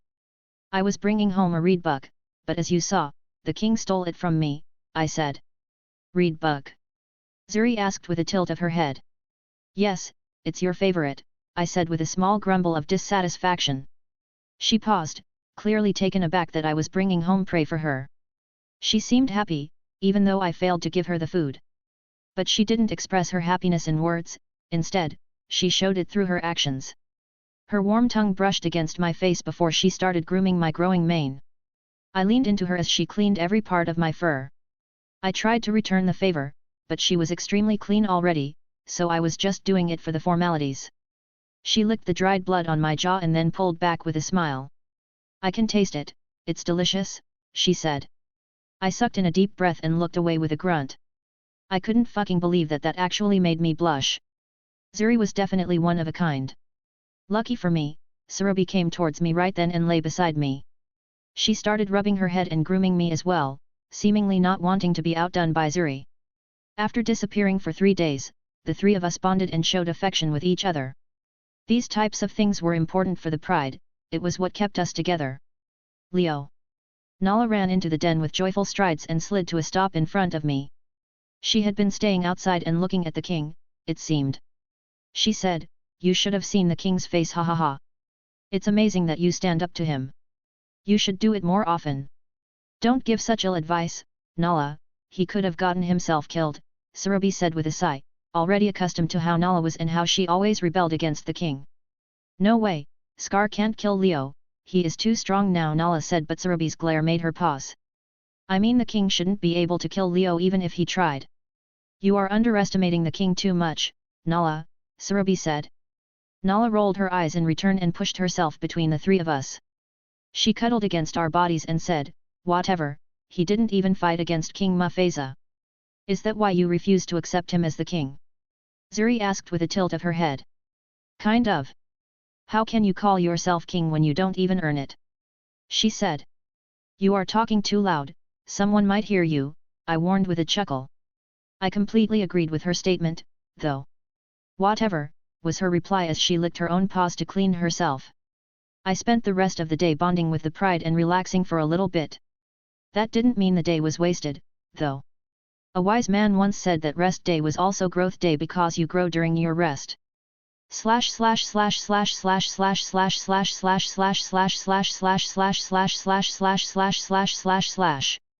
The next day. The morning wind tasted cool on my tongue. It was not exactly sharp like dawn, but still heavy with the chill of night. I padded over the baked ground, my paws brushing through the short, dew-slick grass before I came to a stop on a slight rise overlooking the watering hole. The sun had barely lifted itself above the acacia line, its light turning everything gold. Even the flies seemed slower this early. Below me, life had gathered like it always did when water was near. Impala crowded near the edge, drinking in quick, jerky movements. Zebras stood further back, watching everything with twitching ears. Warthogs rooted in the mud while a pair of lanky storks stood nearby like silent guards. Even a few baboons perched in the nearby trees, arguing loudly over nothing. The grass here was greener than most places, thicker too. The rains had been generous, and it showed. Everything felt fuller, from the bellies of the prey to the buzz in the air. My eyes fell on the 3 crocodiles that lay nearby. They were basking on the far bank with their jaws open. A few birds were actually inside their open jaws, cleaning their teeth of rotting flesh. I was sure more crocodiles were inside the lake as well. The other animals knew it too, but the savannah made them choose between fear and thirst. I wasn't hiding. A few animals glanced my way, froze, then went back to their business when they realized I wasn't hunting them. When you saw a predator, it usually meant you were not their target. I walked towards the watering hole. I leaned down to take a few drinks before I decided to jump into the lake to go for a swim. Usually, big cats like lions did not like swimming. But as a previous human, I actually loved it. "So cool and refreshing," I said while splashing around the water. I always felt much cleaner after swimming than when we groomed each other. I felt some movements in the water, probably some crocodiles, but I was not too worried about them. They didn't see lions as prey, so they usually just ignored me whenever I came for a swim. And I've come often, so they've got used to my presence at this point. Swimming in the lake was not only refreshing, but it was also a full body workout. I usually leave the water with sore muscles, which is good. I stayed in the water for nearly half an hour, swimming around and playing to my heart's content. Then my instinct told me that something was amiss. Immediately my eyes became razor focused and I looked around the water. I saw a crocodile swimming towards me. Only the head was visible above the water, but I clearly felt the movement it made through the liquid. My first reaction was to focus on the crocodile while swimming back to the shore. This never happened before, but I knew how unpredictable nature could be. My fear came true as the croc lunged violently at me when it got close. But fortunately for me, by that point I was in the shallow part of the water with my feet touching muddy ground. The crocodile was also fairly small, it was young and inexperienced, which was exactly why it had decided to attack me. One of the most powerful jaws in nature clamped down on my left paw as I swiped at it on instinct. I felt a tiny ache but nothing too severe. The crocodile was not big enough to have that powerful bite that they were known for. "You chose the wrong cat to bite, lizard," I said while pulling it ashore with me. The crocodile refused to let go, but that was better for me. It struggled for a bit, but since my feet were on the ground, I was able to drag it to the bank with ease. When we were washed up on land, it was already over for him. The crocodile tried to do its death roll, but I stopped him after one rotation. I clawed at its open belly, which was softer than the armored back. I released a growl and tore open the lizard. When it was ashore, I saw that it was only around 7 feet or so. Quite small compared to the 15-16 feet behemoth that I saw basking in the sun. In just a few moments, I killed the unfortunate crocodile. I tried eating it, but the taste was really not my liking, so I left it there. I washed the blood in the lake before I left. I did not want to go back into the water after what happened. The crocodile that I killed was also eaten by its own kind a few minutes after I left.